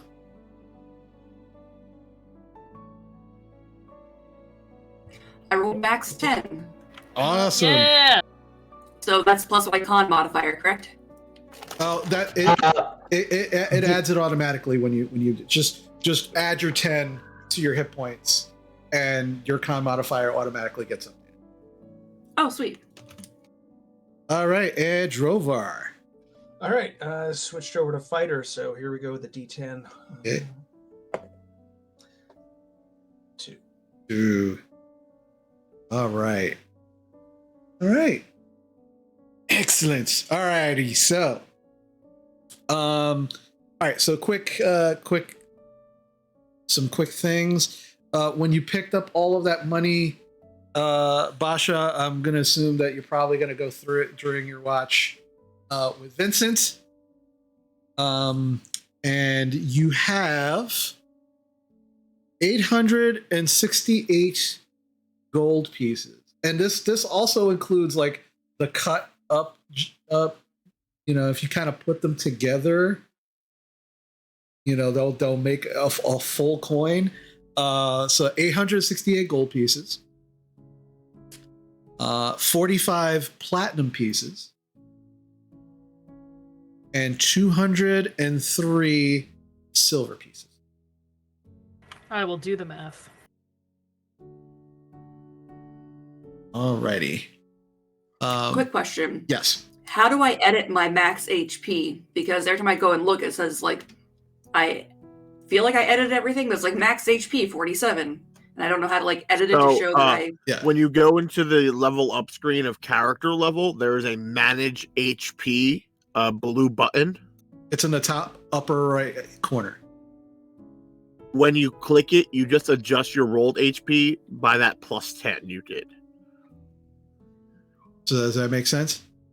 And then you hit apply, and then just arrow through to your character sheet, and it should all be good. Sometimes it doesn't work, so give it some time if it doesn't, and retry it until it does. Yeah, so whatever your rolled HP is, you're just adding that. So if you have 50 and you got a 10, you're gonna make that number 60. So. All right, I think I got it, but I'll have you look after stream. Okay, no problem. Okay. When Drovar wakes up to take his watch, he does ask Basha for a bunch of the carved up or split coins, and during his watch he starts trying to put them together, but not different pieces and wedges and things to make kind of a broken circle of different shapes of different pieces of metal. And then start wrapping them in wire and things to make essentially pendants out of broken coins. Neat. Okay. How much does that take out of the total, though? Just I was thinking probably maybe about 20 gold worth of shards. There's pieces of platinum, copper, silver, whatever fits, as long as every one of them has a bunch of the different shapes in there. Yeah, I would say of the cut up coins, of both the gold, platinum, and silver. It's probably about 35-ish gold worth. So yeah, easy enough. You're able to do that. And I'll just redo the math. It's fine. he's just kind of like holding them together and trying to get like some little cord around it to hold it in place, you know. And once they're done, he just packs them away with the intention of then getting them set in something permanent so that they're kind of bonded together in that shape. But he's making 5 of them.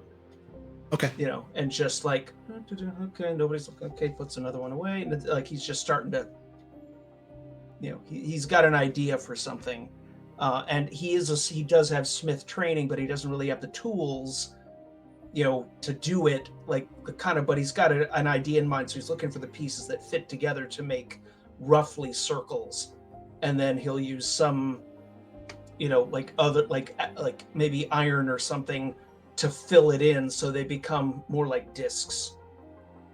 Okay. All right. You know, as the kind of the unifying the mortar to kind of hold the pieces together. That's what he has in mind. Makes sense. Okay. Basha, during her watch, will have split up all the money, and she will leave it in a pile next to the sleeping people and just give it to Drovar for second watch. You know, just like, all right, so everyone gets 166 gold.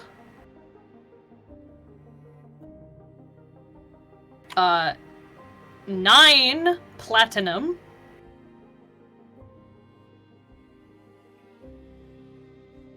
And 40 silver, and I'll put it in the chat. Awesome, thank you. And Drovar, you would know that, like, you can start putting those pieces together to kind of find the pieces that go together. But in order to do like what you're talking about, you know that you're definitely going to have to find like a forge or blacksmithy or something. Kind of put that together.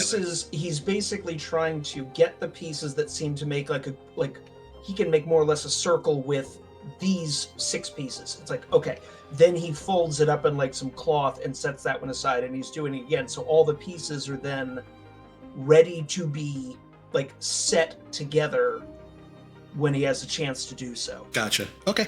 No problem. Vincent? So Vincent gets his share of the gold and he looks at Basha. So,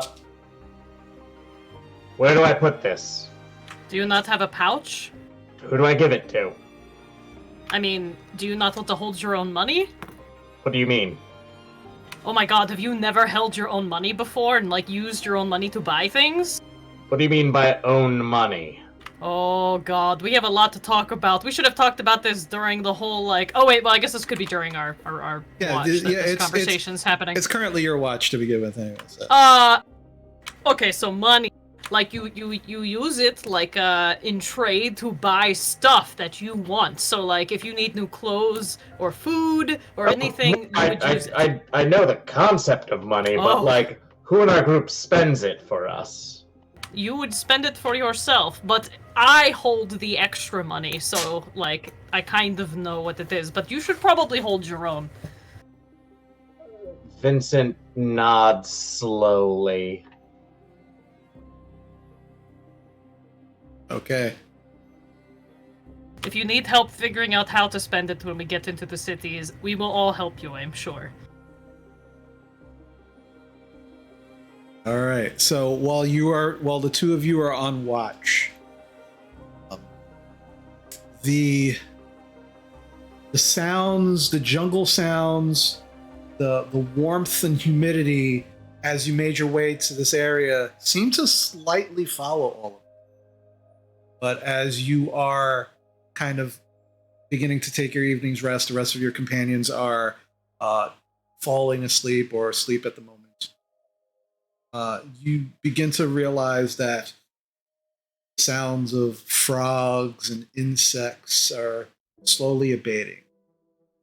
That humidity and warmth is now changing into what it should be at this moment. A colder temperature, a drier temperature, drier feeling. And thankfully, throughout your watch, Nothing untoward happens. Mala, as you are sleeping, you're in that place in between wake and asleep, where you can feel yourself, but know that you are not awake. And you start getting flashes again. This time, very, very different, of your companions. They seem to be somewhere dark. There are bones of creatures all around them. Bocek is with them. Vincent is not. They seem to be in what looks like an old office room. You watch as they begin kind of searching the area and looking around. There is this very old, decrepit bookshelf with these books on the shelves. You watch as Gorpal kind of goes over to the bookshelf and he begins grabbing books and they begin disintegrating in his hand. Except for one book. You watch as he pulls that book and looks at it. The vision blurs. It reforms. And you see Basha holding the same book. And you watch as she kind of inquisitively begins tearing what seems to be some kind of false page. And she begins to pull out what looks like a map. And it looks like an old, ancient map.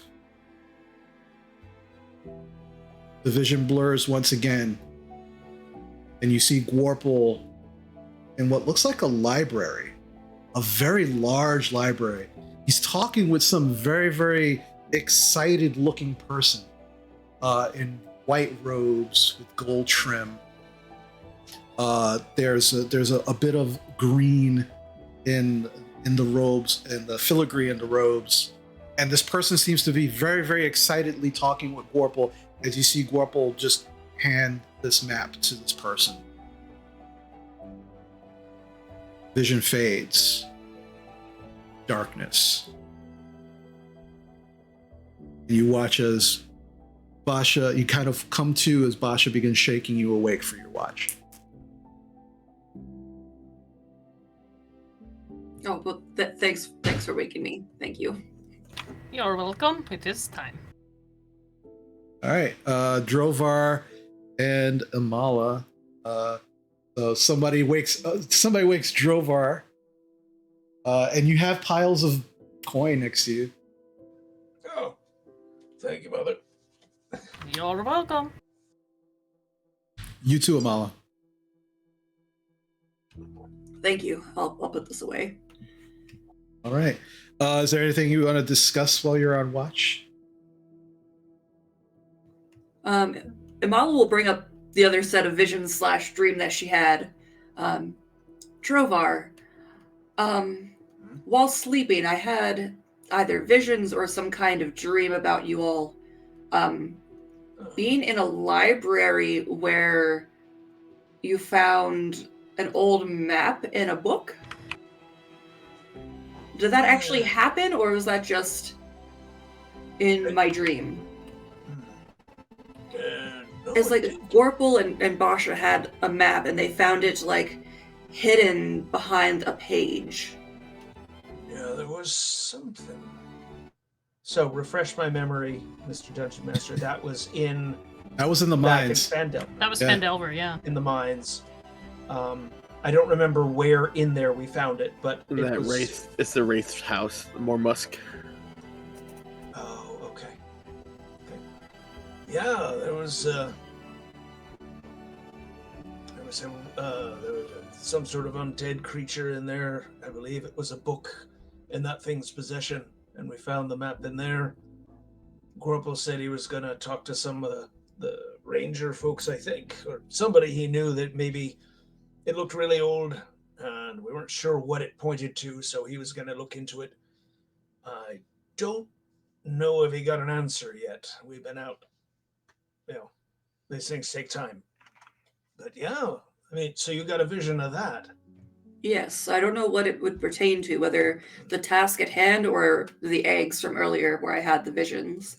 Okay, so he tries to, he looked at the map. It's not going to be accurate, but just kind of all right, there was a river and mountains over here and that kind of thing, just trying to get a basic shape of it to see if she saw it in the vision. It seems to correspond. Yeah, kind of the rough geographic areas and that kind of thing. As you're describing this map, and to refresh everybody's memory, the map itself was not someplace above ground. Like it was like a map to some kind of structure. There did seem to be like a very, like at the very edge of the map, it did seem to be like a few landmarks that seemed to be outside, but the rest of it was some kind of structure. So something underground. Yeah, or the map of the structure itself. And okay, yeah. So it wasn't a map like to a place; it was a map of like a floor plan. Yes, more like okay. And as she's describing it, and you're describing it, it's exactly the same. Yeah, that's it. I mean, you saw it. Well, obviously someone's telling you it's important. What it's for, I don't know. Yeah. Underground. It seems that I'm been getting a lot of visions lately from being with you all. They were very sporadic growing up, but since being on this quest, I've been getting a lot. But I'll have to ask Warple to see if he's heard anything else about this map that I saw. Yeah. No, I mean, we were curious about it, of course, but, it's got so few landmarks on the outside to tell you where this place is. We weren't able to make heads or tails of it. But clearly somebody wants us to keep it in mind. Right.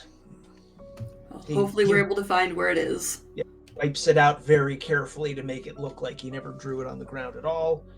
And he starts playing with pieces of, the broken coin pieces, and it's like, sets that one aside. Okay. That's what he's doing. All right. And Model's gonna run through like drills of just like with her sword, like katas almost. Okay. As you are both kind of taking your watch, and Amala, you're just kind of trying to pay attention as you are focusing on your sword work. You, at one point, you actually extend your great sword out in front of you as you're doing your forms, and as you do, you watch from the tree in front of you. Small little frog just lands on the blade, the flat end of your sword. Hi, little friend. And I'm gonna lower my sword to the ground so he can get off. You lower the sword to the ground, and it just stays there, kind of looking at you. Just like its big eyes, and it's just kind of staring at you. It's like a deep green. It's just like. I'm gonna cast my Speak with Animals. Okay. Drovar is now sitting up. When he heard her saying, "Hi, little friend," he's like, "I'm not that short." Oh, what? It's like, I'm not sure I approve of that. But she's clearly engaged with something on the sword, so he's just sitting there, remembering where the axe is and just watching. Okay. You kind of hear her make small ribbiting noises as she's engaging with this frog now. Oh hi, where did you come from? Oh God, they're all doing it now. It kind of looks around, and Drovar, all you hear is, and yeah. but Amala, you hear, don't know. Weird. It's cold. And it's just staring at you, and it begins hopping up the blade towards your hands. Who are you? My name is Amala. Did you come from a place with... Oh, what are they called, Gene? Dinosaurs or thunder lizards. Did you come from a place with thunder lizards? Yeah. Got attitudes. Quiet here. Cold. It is quite cold here, I imagine, for you. But yes, friend, it seems that you're in the wrong place, and I don't know how to put you back. Kind of stares at you for a moment. It's okay. I'm going now. And as he says this, you watch as he begins to fade away until he's completely gone. And Drovar, if you're watching, you watch this frog just fade away. And Amala says, "Holy shit," in Draconic. All right, that was a frog, right? It was, yes. And you were talking to it. Yes, I was. Okay. He was from the livery. And it seems he went back there. He said he was going now, and then faded away.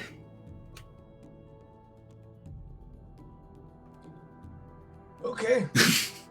I'm gonna come sit down next to you, I think. All right, if you like. All right.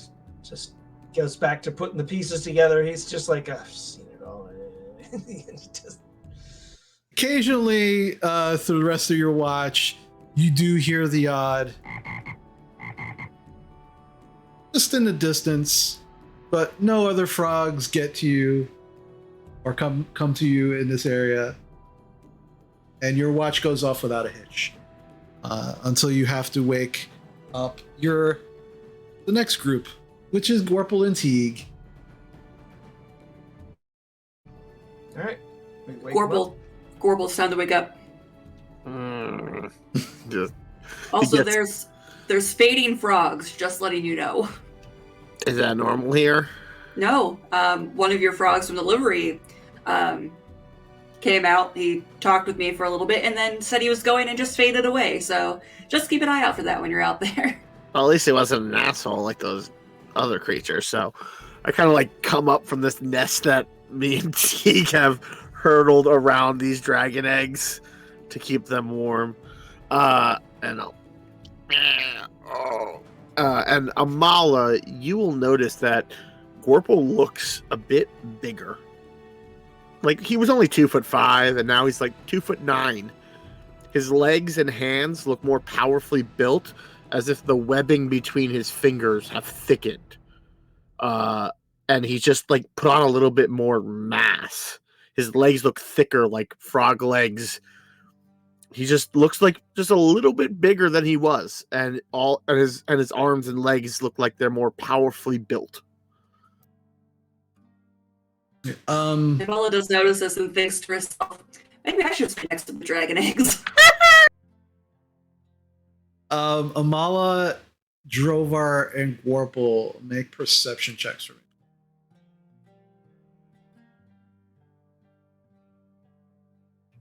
12. Well, for Amala, Drovar, what'd you get? 18. 18. Gorple? 14. 14. Drovar and Gorple. As you just kind of like, Gorple, you're getting up and you're kind of like unwinding yourself from around the eggs. Amala, you just finished waking him up and you're kind of turning to get ready, and you just like, you're so tired at this point, you just kind of like sack out and don't even turn around. But Drovar, as you watch Gorple kind of move away from the eggs, both of you can kind of swear that that white grayish area, like at the very bottom of the eggs, seems to have started going upwards. There's just a little more of the whitish, grayish shell than there was that you can remember from when you first got. Is that a trick of the light? I kind of get up to... I kneel down next to one and kind of Does it look like that to you? I mean, it looks like it's changing a little bit, maybe, but that seems very hopeful. I've lifted those things often enough. I know where it started to turn dark. That's higher than it was. Huh. Well, glad we didn't let the skeeve eat him. Okay, it's your watch. Okay, and Gorbel kind of like stretches, and he'll kind of hang out with Teague. I'm gonna start gathering I'm gonna look for like 2 like really sturdy branches. I would like to try to craft a like sled slash litter so that I could maybe help alleviate some of this by like being able to pull one of the eggs with Teague. Okay. Just make an investigation check for me. I'll say investigation or survival. I will definitely choose survival, and I'll take the roll, but I will choose survival, Okay. and I will guide myself. That will be a 14. 14. Okay. Yeah, with it takes you some time during your watch. But yeah, between you and Teague, you're able to kind of, chop off some of these large, thick branches. You find some that are already laying on the ground, and yeah, you begin fashioning kind of like a pull sled for at least one egg. Yeah. I know Teague is not huge, so yeah. I figured just at least to help if Basha's spell fails or something, we gotta like hustle. Yeah, easy. Yeah, easy enough. And I will say, over the course of your watch, you can easily put something rudimentary together without any problems. And Gorpal has forgotten the true name of the wind. As he kind of sits there thinking, and he realizes that he is now the hunter that he was always meant to be. I have changed my spell out for Hunter's Mark. Okay. So nothing can escape my wrath. Good to know. All right. So as you and Teague kind of finish up making this kind of litter, and Teague is of course, grabbing a few of the branches in his mouth and just kind of laying them in front of you. Every now and then he'll stand on something to hold it for you while you just kind of tie it off. You two are kind of working together. You're looking at Teague and you notice that his coloring is starting to change slightly. It's a little darker, and you are starting to see these kind of black purplish splotches where he didn't have them previously.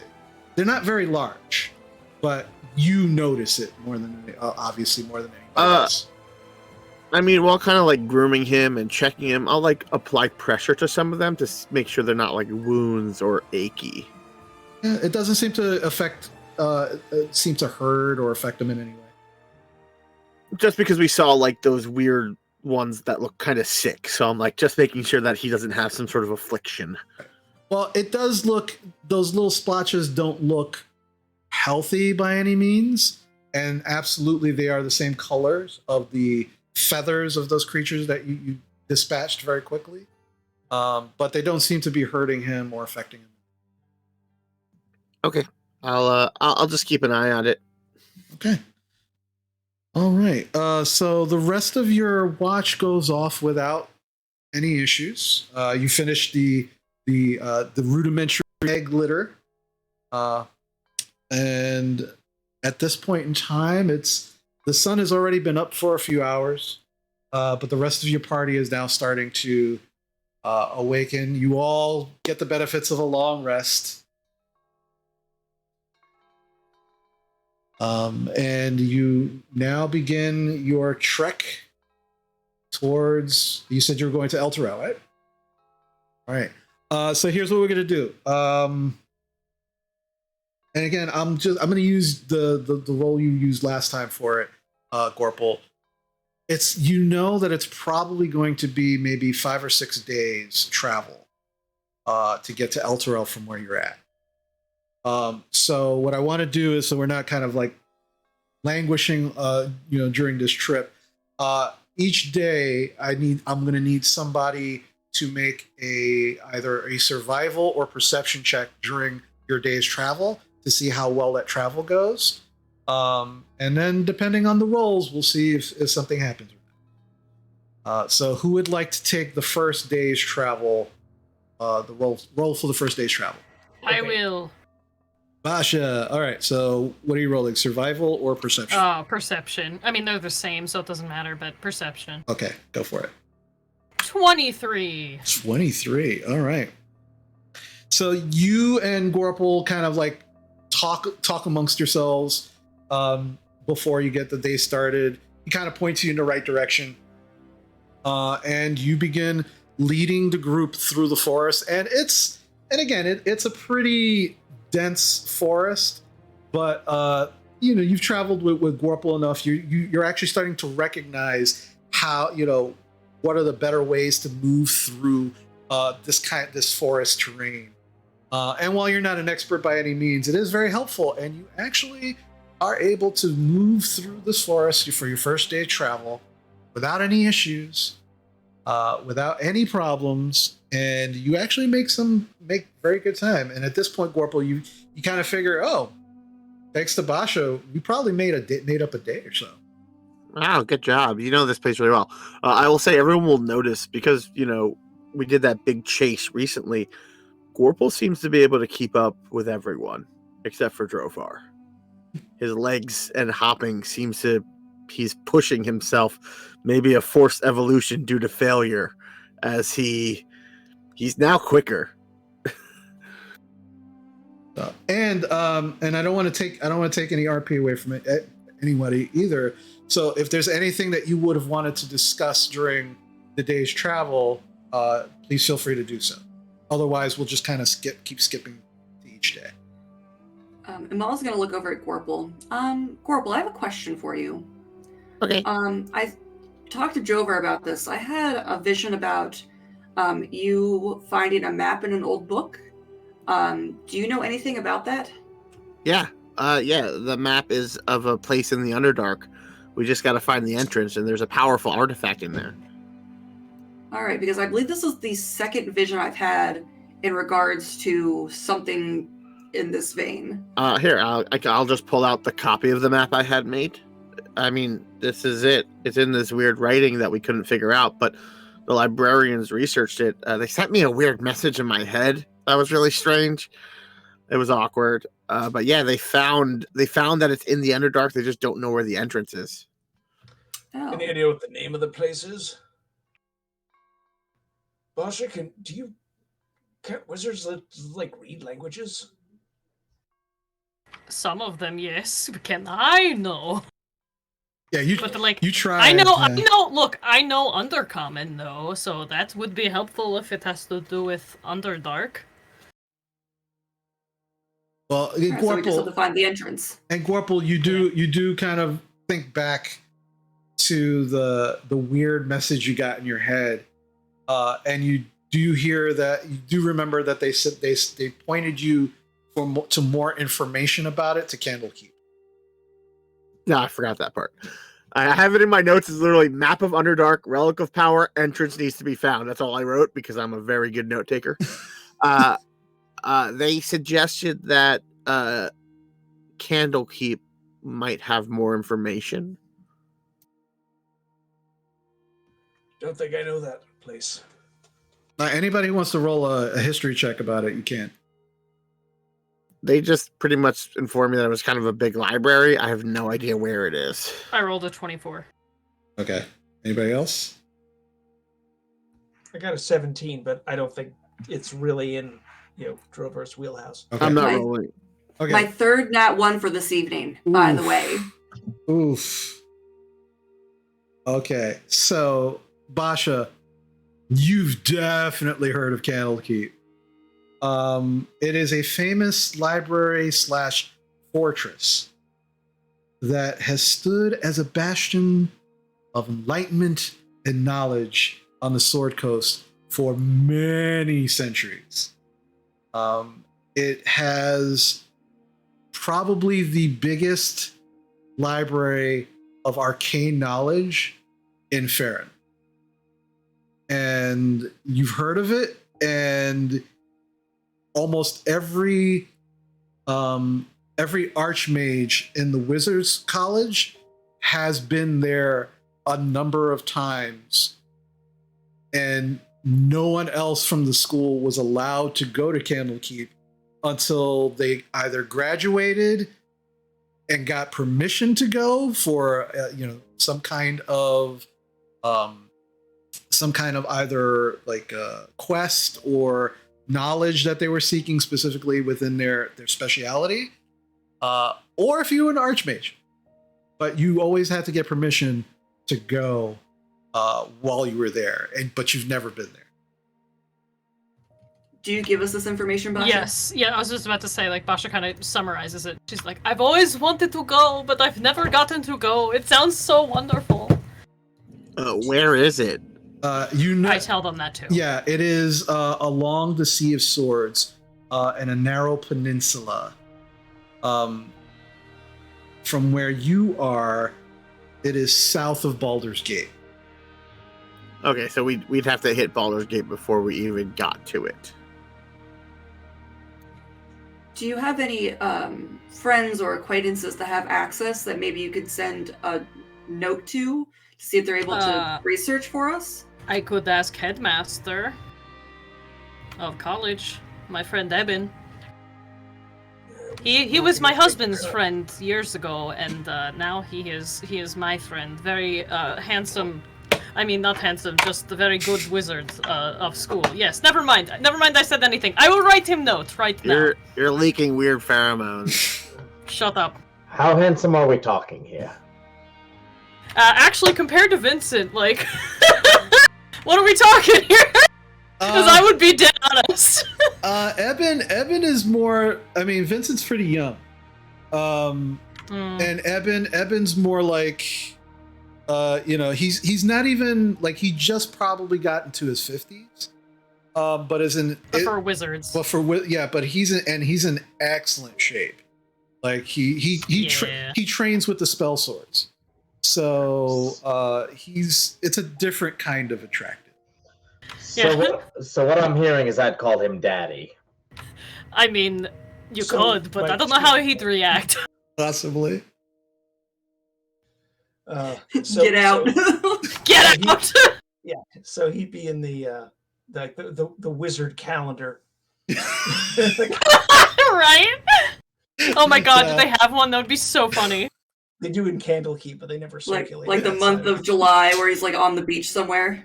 Yeah. But it was like somebody like painted it while he wasn't paying attention, so it's like really weird. And you're like, is that supposed to be Evan? I'm so confused. Yeah. Is he like lounging in front of the City of Brass? What the hell is that?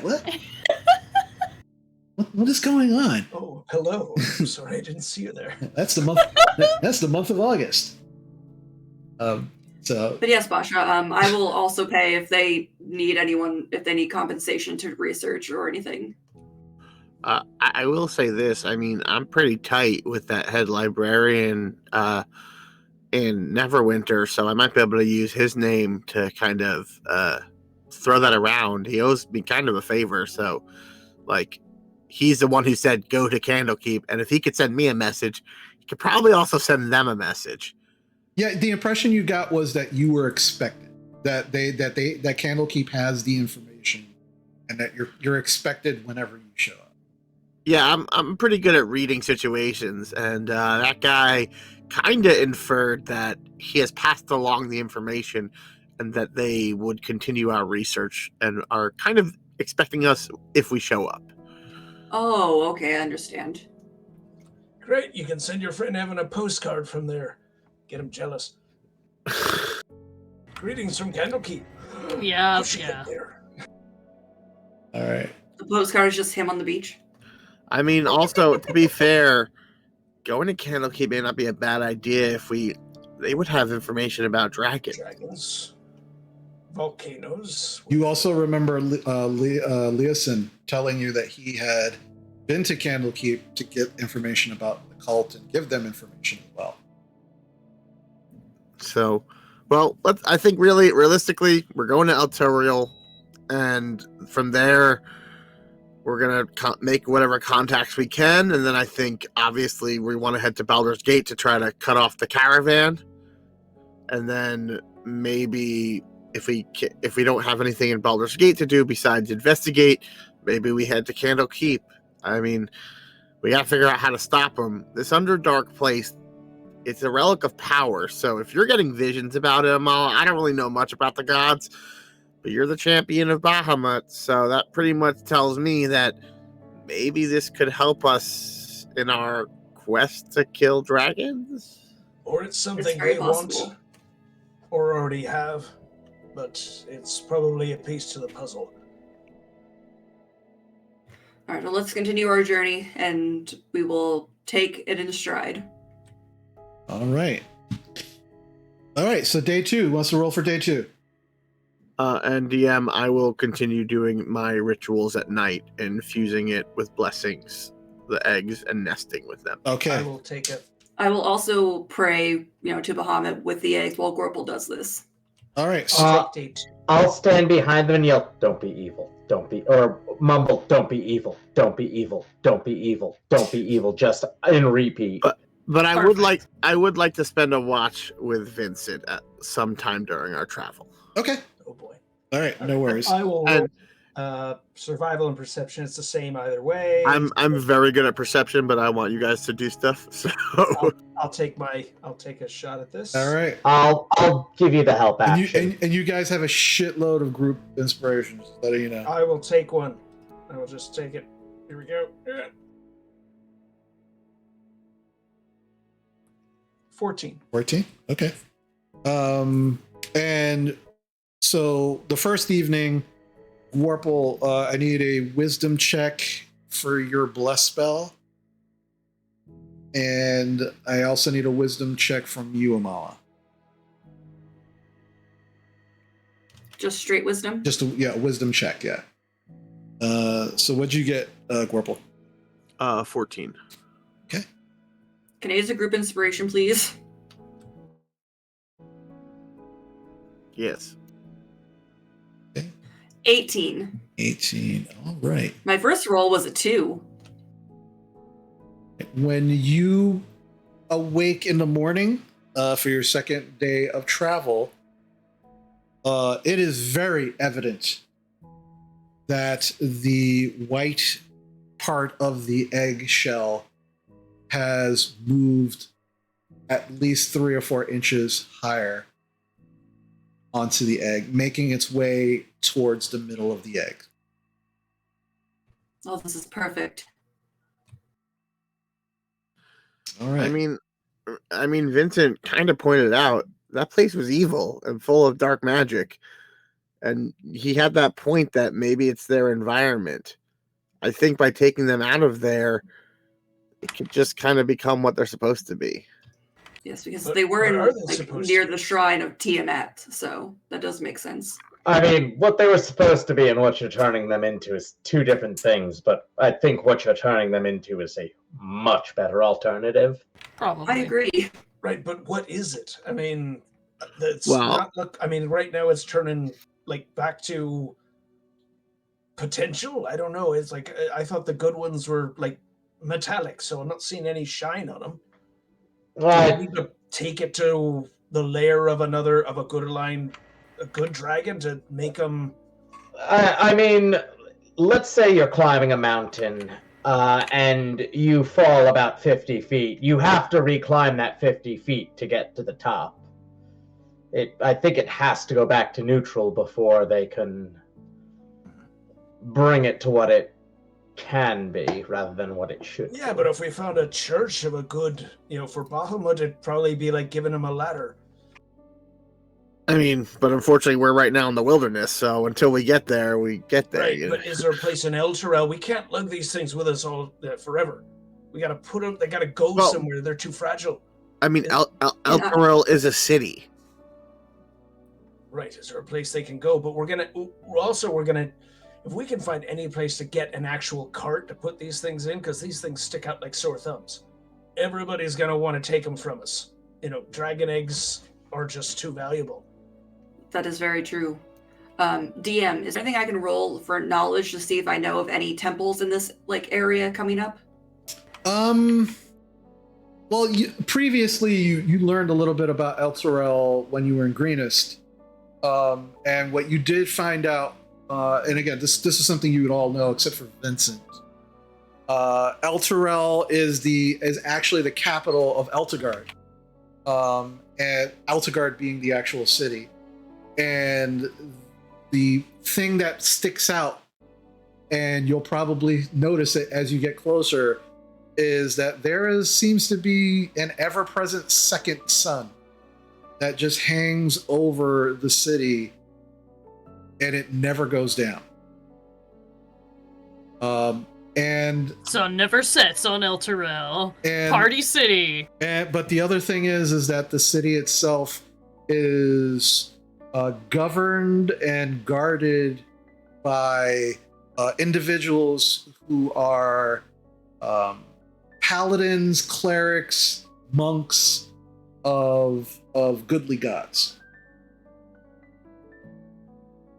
So most likely there's probably going to be some kind of temple. Yeah, you've never been there, so it's hard to know. But yeah, considering the information that you do know, it's a good chance. All right. Well, there is a good chance there will be a temple there, so let's see what we can find. Alrighty. So, second day of travel, Drovar is kind of leading the way this time. 14. With a 14. And travel doesn't go super impeded. Occasionally, you do hit some thick bush and brush that you do have to cut away. It doesn't slow you down by any means. You don't gain any time. But you do take the what you would consider the normal amount of time to travel through this forest, and without any issues, thankfully. You guys are rolling pretty good so far. But now, Gorple, now is the time if you want to have your discussion with Vincent.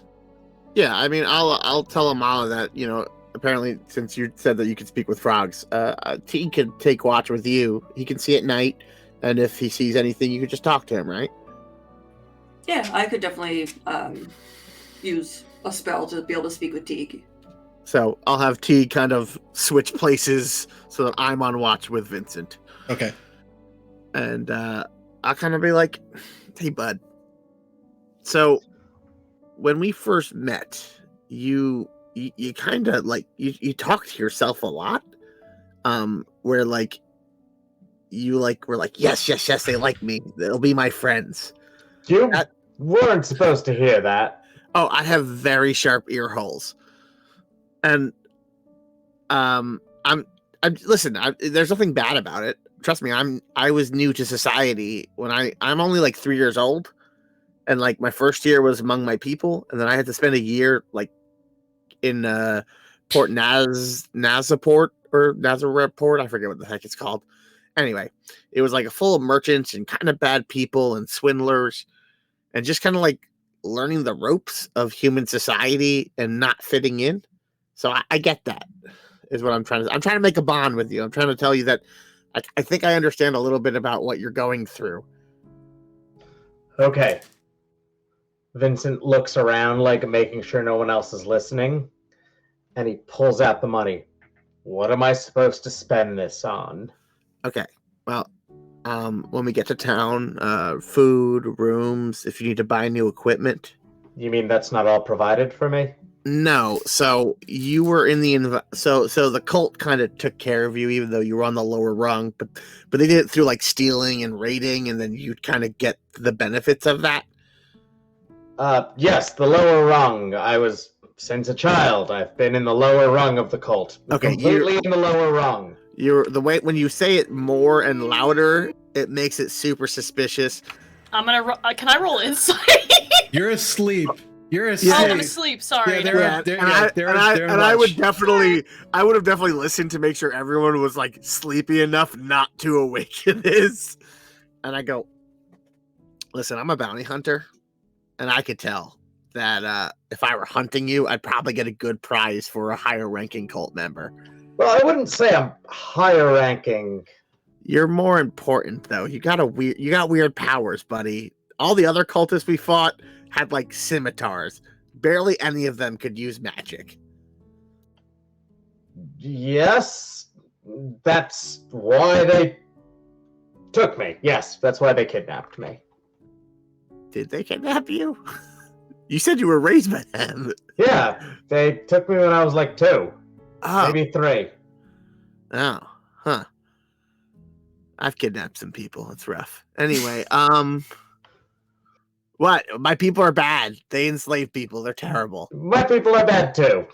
But I got out of it, and I think I got better. I don't know. I'm still wagering letting people live. But anyway, what, like, it's okay to ask questions. These people, they'll probably eventually get to like you, except for maybe Amala. She's probably always going to kind of... She wants to kill me. Yeah, I mean, you say some like you say some cool shit where you're like, yeah, let's kill Tiamat, let's kill dragons, and you're like, I want to also eat their souls, and like that, Yeah. That line crossing, like Maybe what's wrong? They're evil. They're gods. I want to be a god. Remove the evil god. Make me god. Everyone's happy. I use my god powers to give you all ice cream. I don't think that's how godhood works, buddy. I'm not an expert, so I'm not religious, really. I only really believe in the heart of the pack and like the spirits of nature. So, but I don't know if that's how godhood works. Look, I was raised to believe that Tiamat could do anything. So if I kill Tiamat and take her powers, that means I can do anything. I think you could do anything you want just by just doing it. You don't need permission or a success story to make that happen.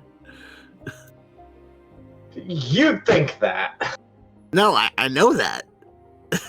I'm gonna be the greatest hunter because I chose to be. But anyway, if you ever want to talk about things like this, or like I get where you're coming from. I want to put it out there. Also, I know you fight. I heard and I saw that creature you killed after the fog was lowered, and you pierced it through its heart, and that was pretty cool. I thought you only flung magic, but you also have that weird rapier you use. Yes. I have a spare rapier that I hunted and killed to get it made into. That might be better than the rapier you have. All right. If you're not using it, I can turn it into this rapier, if that makes any sense. It does not, but right now I'm kind of fighting for Bocek's honor, so I'm going to use his sword. And so I'll kind of pull out the Sturge King's rapier. And I kind of present it to you hilt out. So this is a creature we killed together. It tried to drink all our blood and also summon undead. It was real bad. But I crafted its proboscis into a blade with my friend Gristleborn, yeah. Yeah, Gristleborn. He makes the greatest stuff. Just remember that. If anyone asks, it was Gristleborn made. You gotta pimp it out. That's part of my contract. Understood. And I will pass you over the Sturge King Rapier of Life Stealing. Excellent. After this, you can send me the item and stuff. Okay. And I go. Yeah. So, thanks for all this. I'm probably going to lean on you a little bit for like how to navigate society when you're not a slave. Yeah. Well, luckily I've changed a little bit. I've learned a little more compassion. But you know, I really want to hurt those people, and I need to make sure I don't lose myself in the hunt. That's fair. If you need someone to lose themselves for a moment, you can lean on me for that. Yeah, I don't know, but thanks for the offer. Not that I don't trust you. You just don't know much about. I need compassion, and I need people who don't just want to murder things. I was saying I could be incompassionate to preserve your compassion. Oh, no. I don't need help being incompassionate. I am a hunter and a killer, and I eat people. That, I have no problem with that. But sometimes I need to make sure I don't kill everyone. or hurt the wrong people. And that's why I lean on Drovar and Amala now, and she's new. But I lean on her and Basha to kind of keep me in check. And before I leaned on Bocek, so I kind of got to lean on his memories. But you never met Bocek. He was really great. So I would honestly listen to those other three if it's something you need compassion. But I can help you navigate society as an outsider. Fantastic. Now then, you want to fuck with our compatriots? We're the last watch, right? I mean, you want to see some weird colors? Oh no, I was gonna say let's mess with the two of them sleeping. They've been ranting about how they're afraid of frog dragons. Let's have it right before they wake up. I make it so that you could breathe fire like a dragon. No, that'll just make us get all violent. We don't need a starting more. We had a hard enough 3 days ago, 2 days ago. I think they need their rest. I understand pranks, they're hilarious, but I don't think it's the right time, buddy. All right then. All right. So, you all wake in the morning. It is now day 3. Who wants to take the day 3 roll? I'll do it this time. All righty. What'd you get? That's a natural 20 for 28. Ooh. I think I found a good game trail, guys. Follow me. Yeah. Interstate 50. Oh, wow, this is really good. Look how smooth this is. Yeah. So with with that, We just find a truck, like a car. Wow, how did this get here? It's all full of gas. There's no one This is around. great. It doesn't even run on soul coins. What's going on? Yeah. So as you get there, as you kind of move through the forest and you get to this animal path that Warple finds, your travel goes very quickly to the point where you knock off another day. And you are probably 2 days away from Elturel. In fact, Warple, with that roll, by the end of the day, as darkness is starting to take hold, you can see in the distance a light that is not a star, but just ever present in the sky, and know that that is Elturel. That's no star that I've seen in the sky. That's a.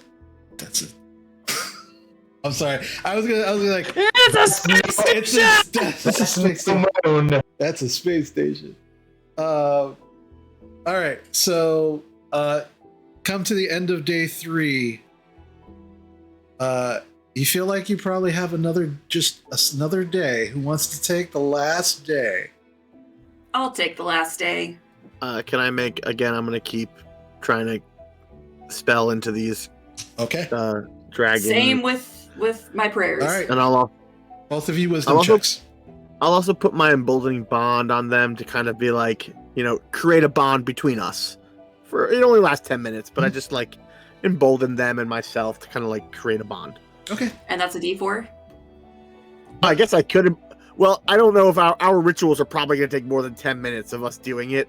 I was just doing it for my flavor, Shannon. I wasn't. All right, cool. All right. So, wisdom checks from both of you. 14. 14. 12. 12. Okay. As you wake in the morning, the eggs seem to be halfway this white color. The rest of it is still this black dragon scale around it. And the eggs themselves have a leathery shell. But the white doesn't seem to be as scaly as the black. All right. So, final day of travel. Mala. All right, can I use a group inspiration for our travel? Sure, we got 1 billion. All right. That is a dirty 20. Ooh, very nice. All right. So, following this animal path that Gorpal had found the previous day, you continue traveling. Halfway through the day, find yourself outside of the actual forest now. You begin to see about maybe 50, 60 feet from where you exit the forest, an actual road. And you make your way towards the road and start following it. And by the end of the day, you find yourself outside of the gates of Elturel, knowing that Elturel, the capital, is within. And as you approach, you know it's evening. You know it's night. It is as bright as the day. You see these massive stone walls, probably about 20 feet high. You see guards in bright shining full plate armor and wicked looking spears walking along the tops of these walls.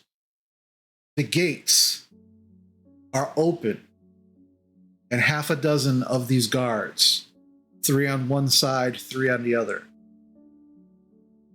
are just standing watch. When we hit the road, I would have liked to cover the dragon eggs in blankets. Okay. And use the nets to secure the blankets around it. So yeah, they're gonna see a floating disc and weird shapes, but I don't want them to just see fucking dragon eggs. Okay. As you're approaching, you can actually see that there is a moat around a very, very wide moat around this the front of this gate, and you can hear the rushing water. And as you look, it's not necessarily a moat. It looks like a used river. And as you start passing over the bridge, moving towards the front of the gates, the guards kind of stand at attention and watch you all very, very carefully. Don't stop. As you actually, I'll put my Order of the Gauntlet pin on full display. Okay. As you kind of like put it out there, and they kind of look. They're watching over as you pass Gorpal. They look at you and they nod. And now they seem to be a little less on guard, but still watching the group. As you're kind of walking towards them, and now you're up to them, they seem like they're standing there prepared to answer any questions that you might have, but they're not actually outwardly like approaching you or seem to be stopping you in any way from entering should you want to. Did Leonin give us anywhere to meet him here? Yes, he told you to meet him at a tavern called A Pair of Black Antlers.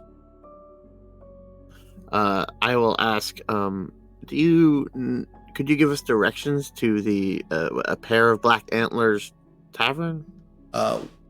3 of the guards kind of look at each other, and the one that nodded to you kind of waves at them, and he just, oh yes, absolutely. So welcome to Elturel. This is obviously your first time. Yeah. That is the center of the city, the capital, in Elturel. Probably about 20-25 minutes from here, walking. But if you just follow this main road, and he begins to give you directions straight towards the capital and where you could find this tavern, and they're pretty straightforward. And I will ask, I mean, it's nighttime, obviously, looking around, even though it's bright. Are your shops and stuff still open, or what kind of hours do you work on? Well, we carry on regular hours. Yes, you're absolutely correct. This is evening. But there are a few shop owners who take advantage of the ever-present light that we have here, and you might find half a dozen of them. So still open, but most of the shops would be closed at this time. And then lastly, is there a guild hall for the Order of the Gauntlet that I could? He kind of chuckles. He goes, "You just asked for it." Oh. Listen, I just know I had to go check in. Thank you. This is my first time here. It's not so much. You'll see when you get there, but it's not so much a guild hall specifically for the Order of the Gauntlet. But if you're looking for someone from the Order, that's 9 times out of 10 they'll be there. All right. Thank you. You're very welcome. I also have a question. Is there a Temple of Bahamut here, perchance? There's not a temple to Bahamut here, but should you wish to worship at any of the other temples to Bahamut, that will not be taken as an offense. Thank you. Very welcome. And welcome to Elturel. Thank you. And he kind of motions, and as he motions inside, yeah, you can see that the streets are mostly clear of people. You do see a very heavy presence of guards just walking the streets, patrolling. Guards, again, once all along the tops of the walls. But for the most part, not a lot of people out in the streets. As you make your way through the current streets, you do see that the road, it's very easy to follow the directions that you've been given. Very easy to follow. And you are passing through many, at this point in time, what seem to be many homes. About 10 minutes into your walk, you definitely now see what seems to be a square of some sort, that a number of carts which are closed up and a number of shops that also seem to be closed at this moment. This seems to be probably the market area. There seems to be stables. You see a couple of blacksmiths as well. Few taverns, but you definitely aren't in the capital area yet. As you continue walking and you get a little closer, you do begin to see a secondary wall. And it's not as high, it's maybe about 10 feet high. And there are multiple entrances through this wall. And at each of these entrances, again, all of the guards are wearing the same armor, just this silver plate mail, wicked looking spears in their hands. And some of them are wearing what look like the mark of it's a singular gauntlet. It's different than your Order of the Gauntlet. Anybody who would like to make a religion check can make one. Nah. No. Okay. Wow. 13. They are a subsect of the Order of the Gauntlet. 21. 21. Amala, what'd you get? 13. 13. And Drovar? 14. 14. So yeah, Vincent, Amala, and Drovar. Some of these guards are wearing the mark of the god Torm. Torm is he is the god of heroics and bravery. And as you're just passing by, the guards that you do see who are wearing that specific mark, definitely seem to be the loudest and most boisterous of the group of guards that they're with. They seem to be either laughing or joking. Some of them are just kind of like arm wrestling. But as you're just passing through, you are definitely getting looks. They are kind of clocking you and watching you, but they're not stopping you, and they don't seem to be aggressive in any way. But they're definitely watching you, taking your movements in. But eventually, you go past these gates into the capital of Elturel, and you find yourself in front of the tavern. Plaque in the front, a pair of black antlers. As you make your way inside, you hear boisterous laughter and merriment. You hear the sound of the plucking of a lute in the corner. You see a large gray-scaled dragonborn behind the counter, just kind of like laughing at something that somebody at the bar said. And as you're looking in, there's at least 24 individuals, male, female, various races. You see a few dwarves. You see 2 more dragonborn, a black and a blue. You see 2 tieflings, a number of humans, a few half elves, all of them in various states of armor: plate mail, leather, chain, scale, and they're laughing. You see a drinking contest going on the side. 1, 2, 3, go! And it just starts chugging away. You see one of the half elves halfway through chugging, just like, no, finish it up, let's go. And it just like, as they're watching, like the others that have finished, they're just like chug. As this half elf, it looks like they're choking as they're trying to drink, and then finally finishes and slams the mug down. And they're like, yeah! You see two tables that seem to be dedicated just to arm wrestling. And it's just boisterous, fun, just going. And as you all walk in, all heads turn, and the laughing and talking cease for the moment. The large dragonborn behind the counter, like, kind of turns and looks at, welcome to a pair of black antlers. Come on in. Everybody, mind your business. Go back to what you're doing. Come on in. Please. You look thirsty. You look road weary. Come on in. And as the dragonborn says this, they all just kind of continue going on. The lute continues to play. And the dragonborn behind the counter just kind of looks at all of you. Welcome. I'm Vasily. I run this place. What can I do for you?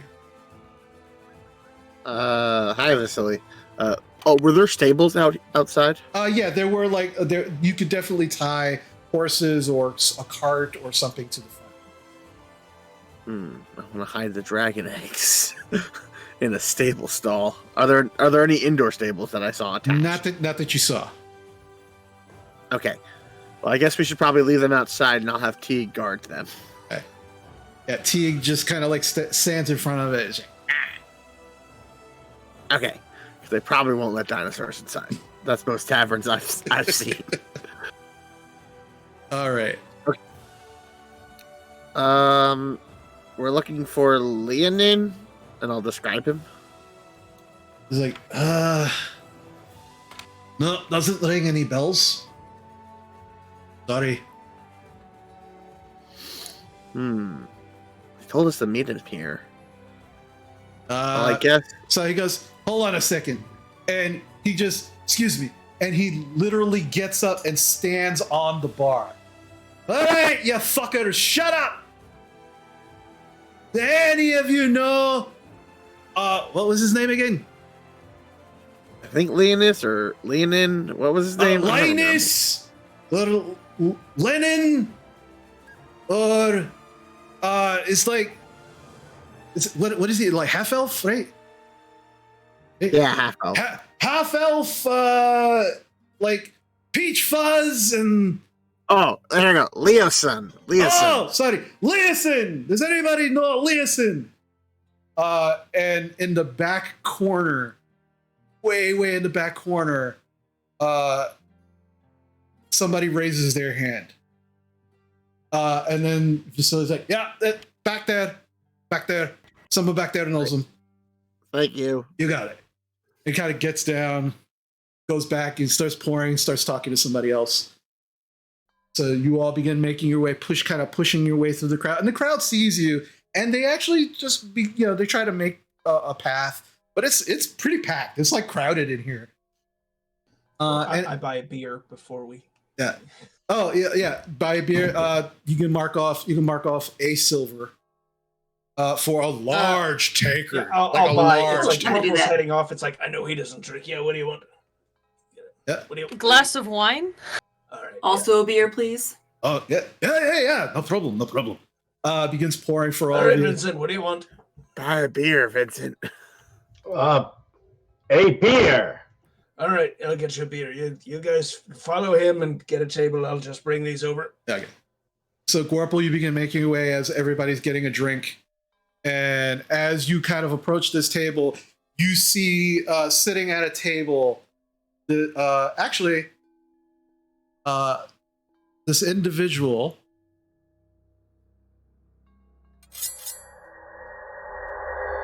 Rennie, would you please describe what he sees as he approaches? No, sitting at this table, is sort of a middle-aged dwarf. He just has a little bit of pepper starting in the temples, a little bit of gray in the beard. He is wearing full plate mail with, like, some of the other guards you saw had, like, a little, like, gauntleted fist on their breast. He is like a 1.5 foot gauntleted fist on his chest. His right gauntlet, it looks a different metal entirely than the rest of his armor. It very much stands out to the rest of his armor. He's completely bald. He's got this sort of brown, peppery gray beard.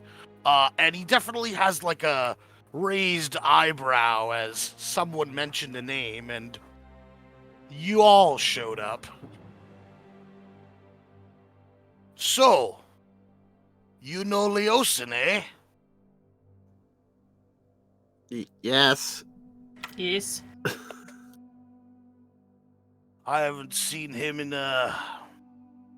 it's been a time. I'm gonna try to be as least offensive as I can. What are you?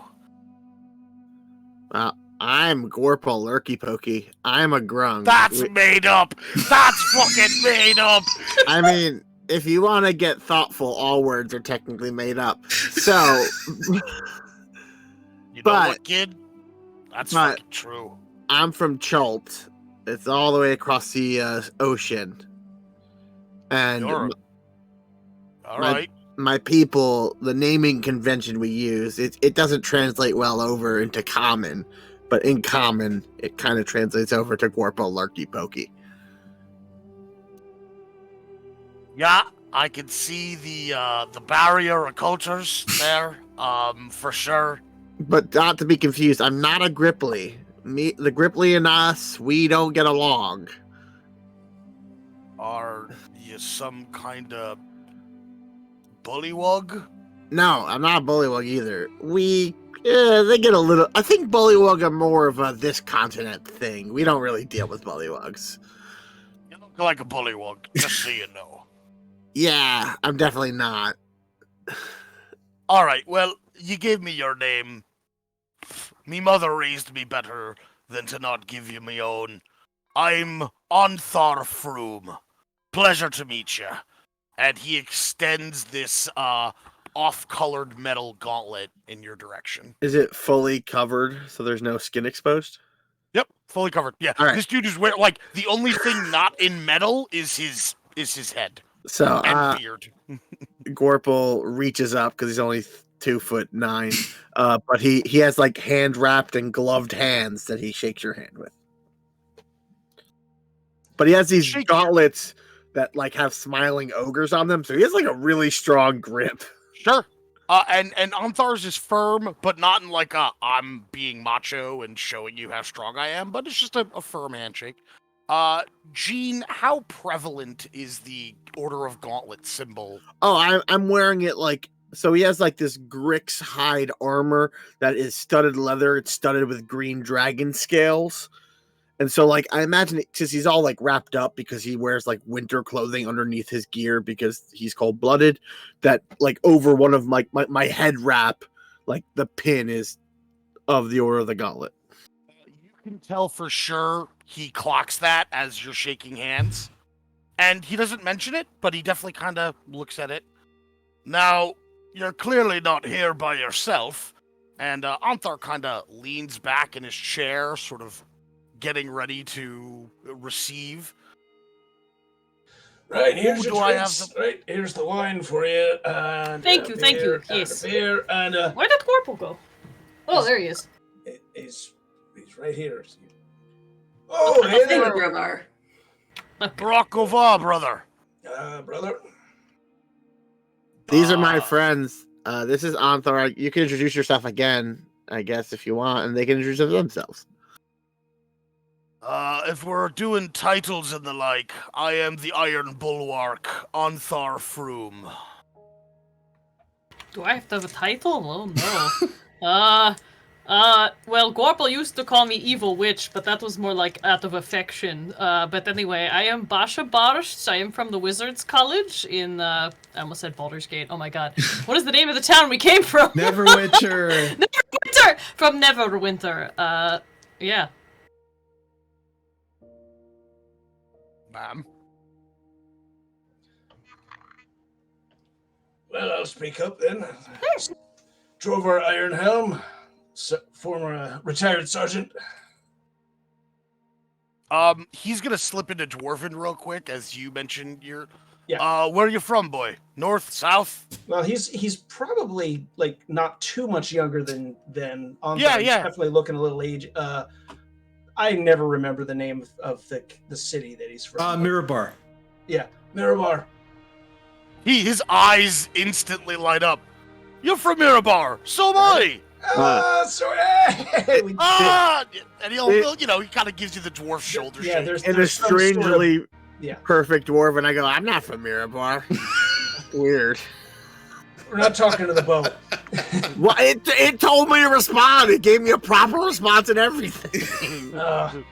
So we do some sort of Mirabar, like slang term that like the dwarves there they just use occasionally. Oh god, I missed that dark stout down by Stanky's way. Oh god. Oh god, there's been so many nights that I remember going to Stanky's but not leaving. It's been a few years since I've been there. Maybe a decade or more now. Yeah. Right. Only a year or so for me. I was retired from the military, worked in the mines, and then my brother and I got a mission to come out and been traveling, met up with this crazy lot after that. Well, another Mirabar and Dwelf, all fucking be. How about the rest of you lot? I'm Imala Alaros. I am a paladin of Bahamut, and I am from Silvery Moon.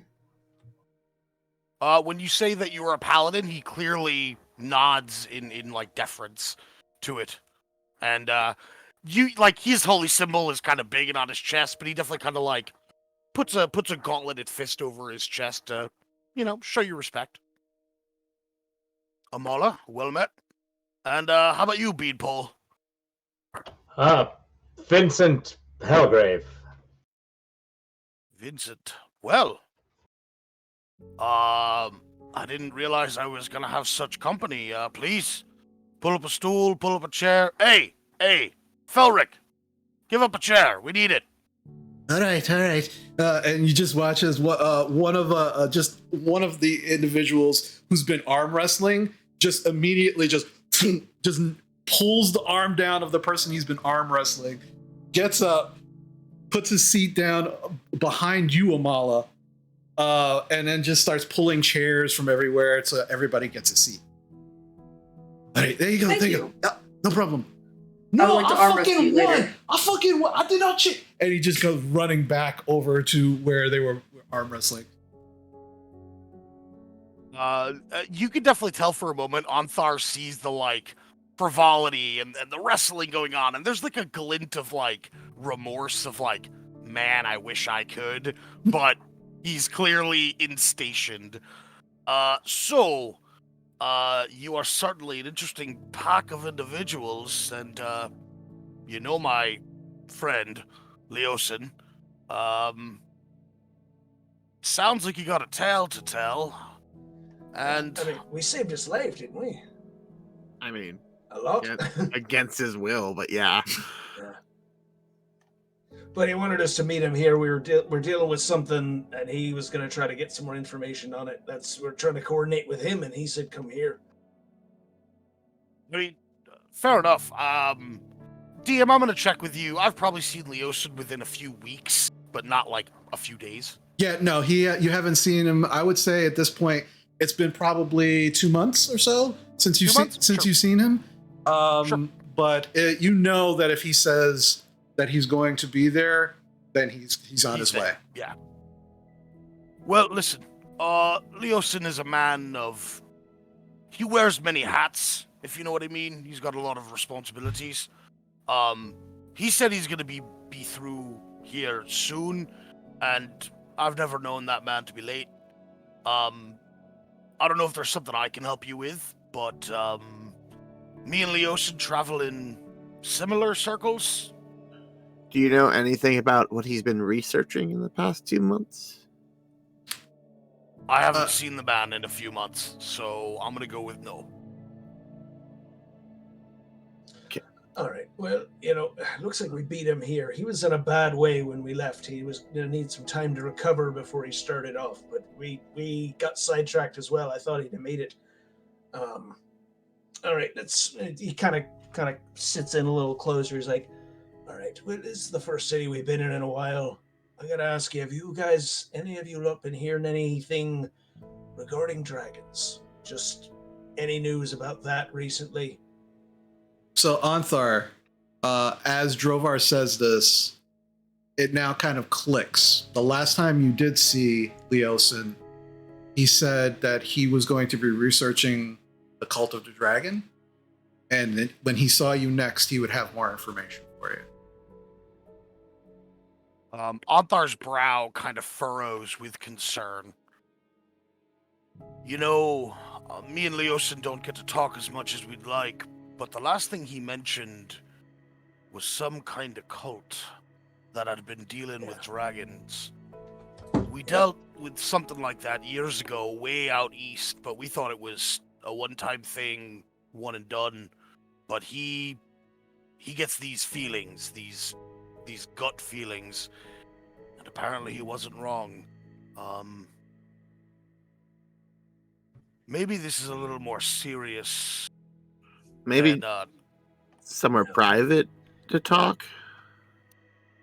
Anthar's gonna kind of look around. Well, you do know Anthar, that not having the information that clearly these folks are looking for, that you probably want to wait till Leosin gets there. Yeah.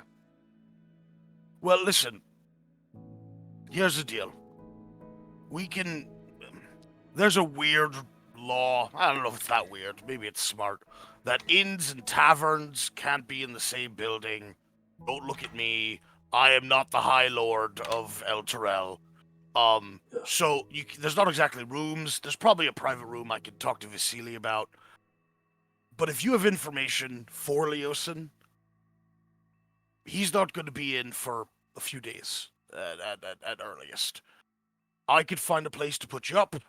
I've been here for the last, years and years.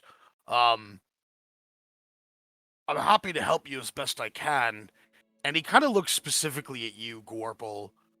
And I definitely have some questions about that. And he's, again, pointing directly at your Order of the Gauntlet. I am looking for members of the Order of the Gauntlet. Are you new? You know what? Let me start my questioning somewhere else then. Where did you get it? And before you answer, he kind of closes his gauntleted fist, and a light blue sort of pulsing radiance comes out of it. You can obviously tell a spell is being cast. No lies shall be said in my presence. Now, I'm gonna ask you true. Where did you get that, boyo? Well, I pull out a letter. I earned it. I trained. I earned it from an old. I forget what the title was. Hold on, I wrote it down. No, I didn't. Perfect. Righteous Hand.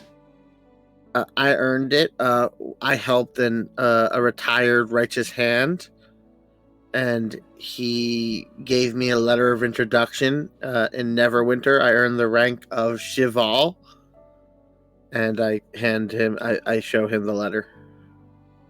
Right. And I was told that I'd need to seek out more locations, that they would give me missions if they had them. And this is the first city I've hit since Neverwinter.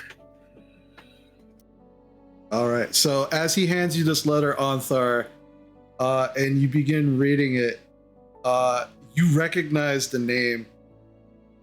And this is. Hold on, I'm looking it up. Notes. It's Edermath is his last name. I just don't remember his first name. Right. That's what I'm looking up real quick. Darren Edermath. And as you're reading this, Anthar, like you recognize the name immediately, and this, like it's hard to become a righteous hand to begin with. And it's even rarer to have one that is alive and retired. So when you read this, instantly you know that Gorpal's either a very good forger. Or this is high praise kind of thing. Yeah, very high praise. Yeah. All right. Anthar's eyes, he wears his emotion very much openly. And his eyes kind of go wide when you mention a righteous hand. He looks at the letter, takes a few moments. He hands it back. Well, Mr. Loki Pokey, I'm never gonna get used to that. Lurky. Lurky. Apologies, Lurky Pokey. If you came by that true, and it seems like you did, you have found yourself.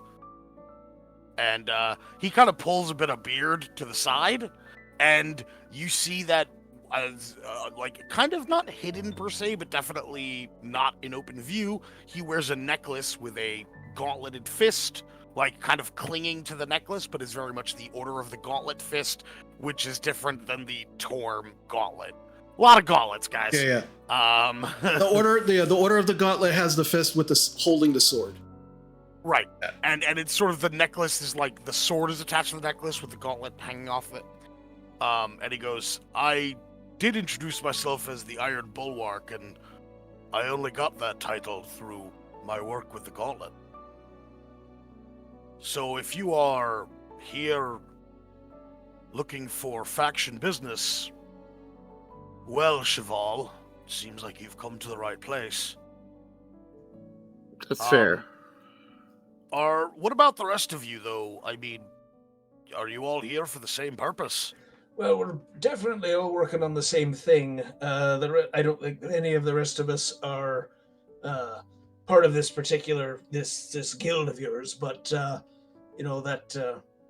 we'll see about that. Yeah, we're just companions of Gorpal. But we've all of us except for the Beanpole here have been working together, and we all worked with Edermath and earned his respect, and we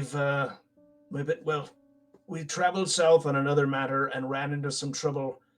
And we're not going to talk about it too much here, but basically we ran into trouble that ties in with what our mutual friend was investigating, and we pulled him out of something that he got in a little over his head, and so he needed to physically recover and start making his way up. But we kept on this investigation. We've got more clues, but now we need to take some time. We need to find out where these clues lead, because we don't know the next move of the quarry we're after. Well, Leosin is definitely the man with the plan, as they say. I can certainly provide sanctuary, and some amenities for you, Lady Paladin. And I imagine you have a pretty prominent Bahamut symbol. Am I Oh, correct? yes. Yeah. I do apologize. Elturel is... They have a lot of shrines. There's a major temple to Helm. There's a major temple to Shantae. We have a pretty good temple to Torm, but there is no proper temple to Bahamut. I do know of a shrine, though. It's a bit not out of the way, but not everyone knows about it. I can certainly guide you there for your prayers if you'd like. I would very much like that. Certainly. If Edermath, if you did right by him, it's only right that I do right by you. And if this business with, well, if whatever this business is that you have with Leosin is as important as you think it is, Leosin is a pretty serious fella, and he doesn't take things like this lightly. So, until he shows up, why don't I do what I can to help you out? And, you know, maybe I can see what I can do to help. Maybe I wait till Leosin gets back and get a better idea of this whole thing. But,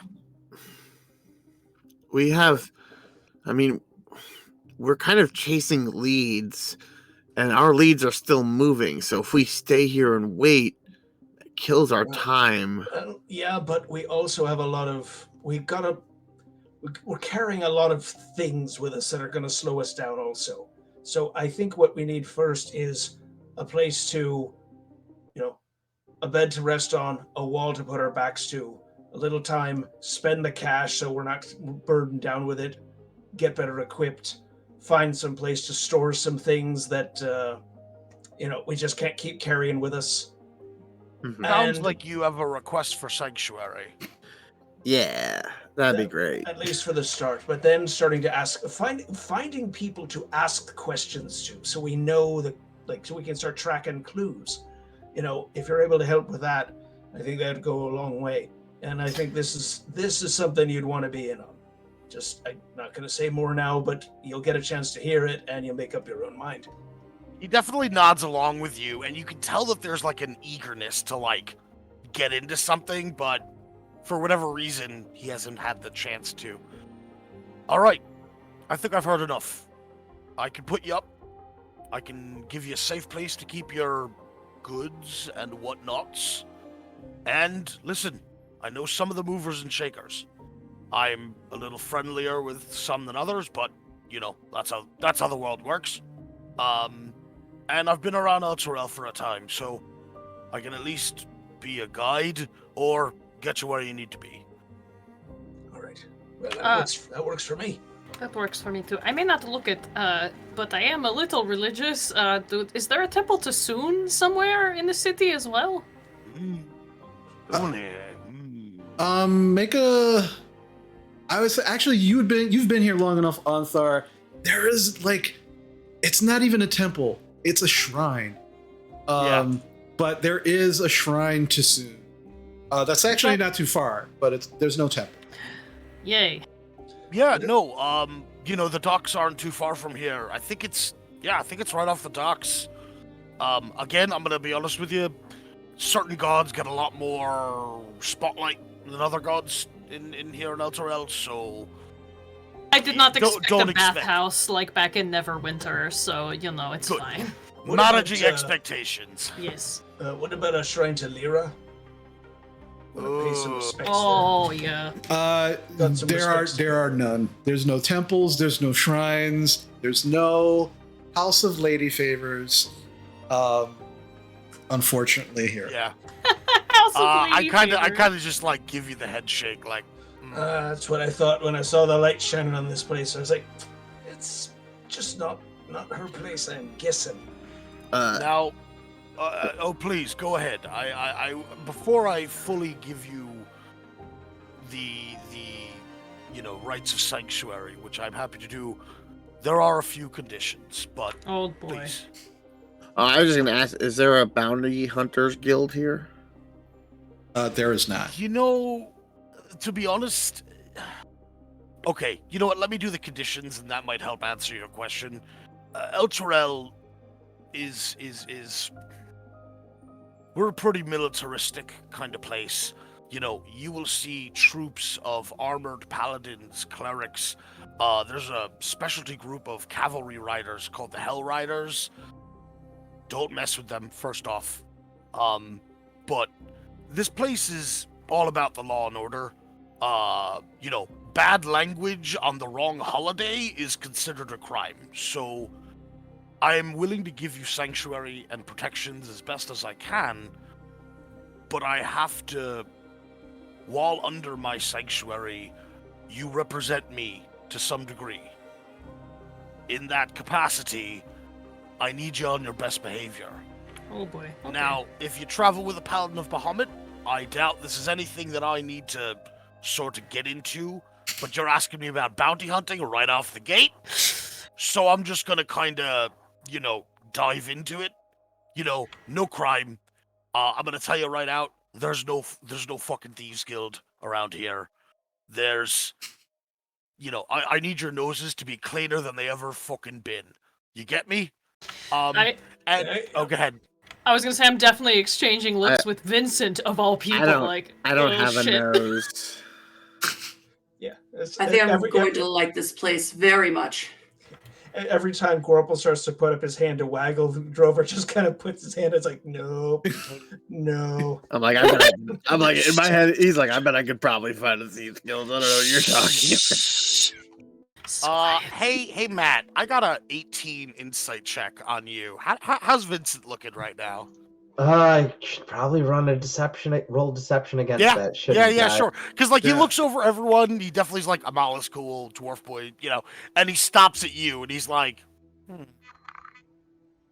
19. So he's holding himself together, but there's definitely he's obviously quiet, I suppose.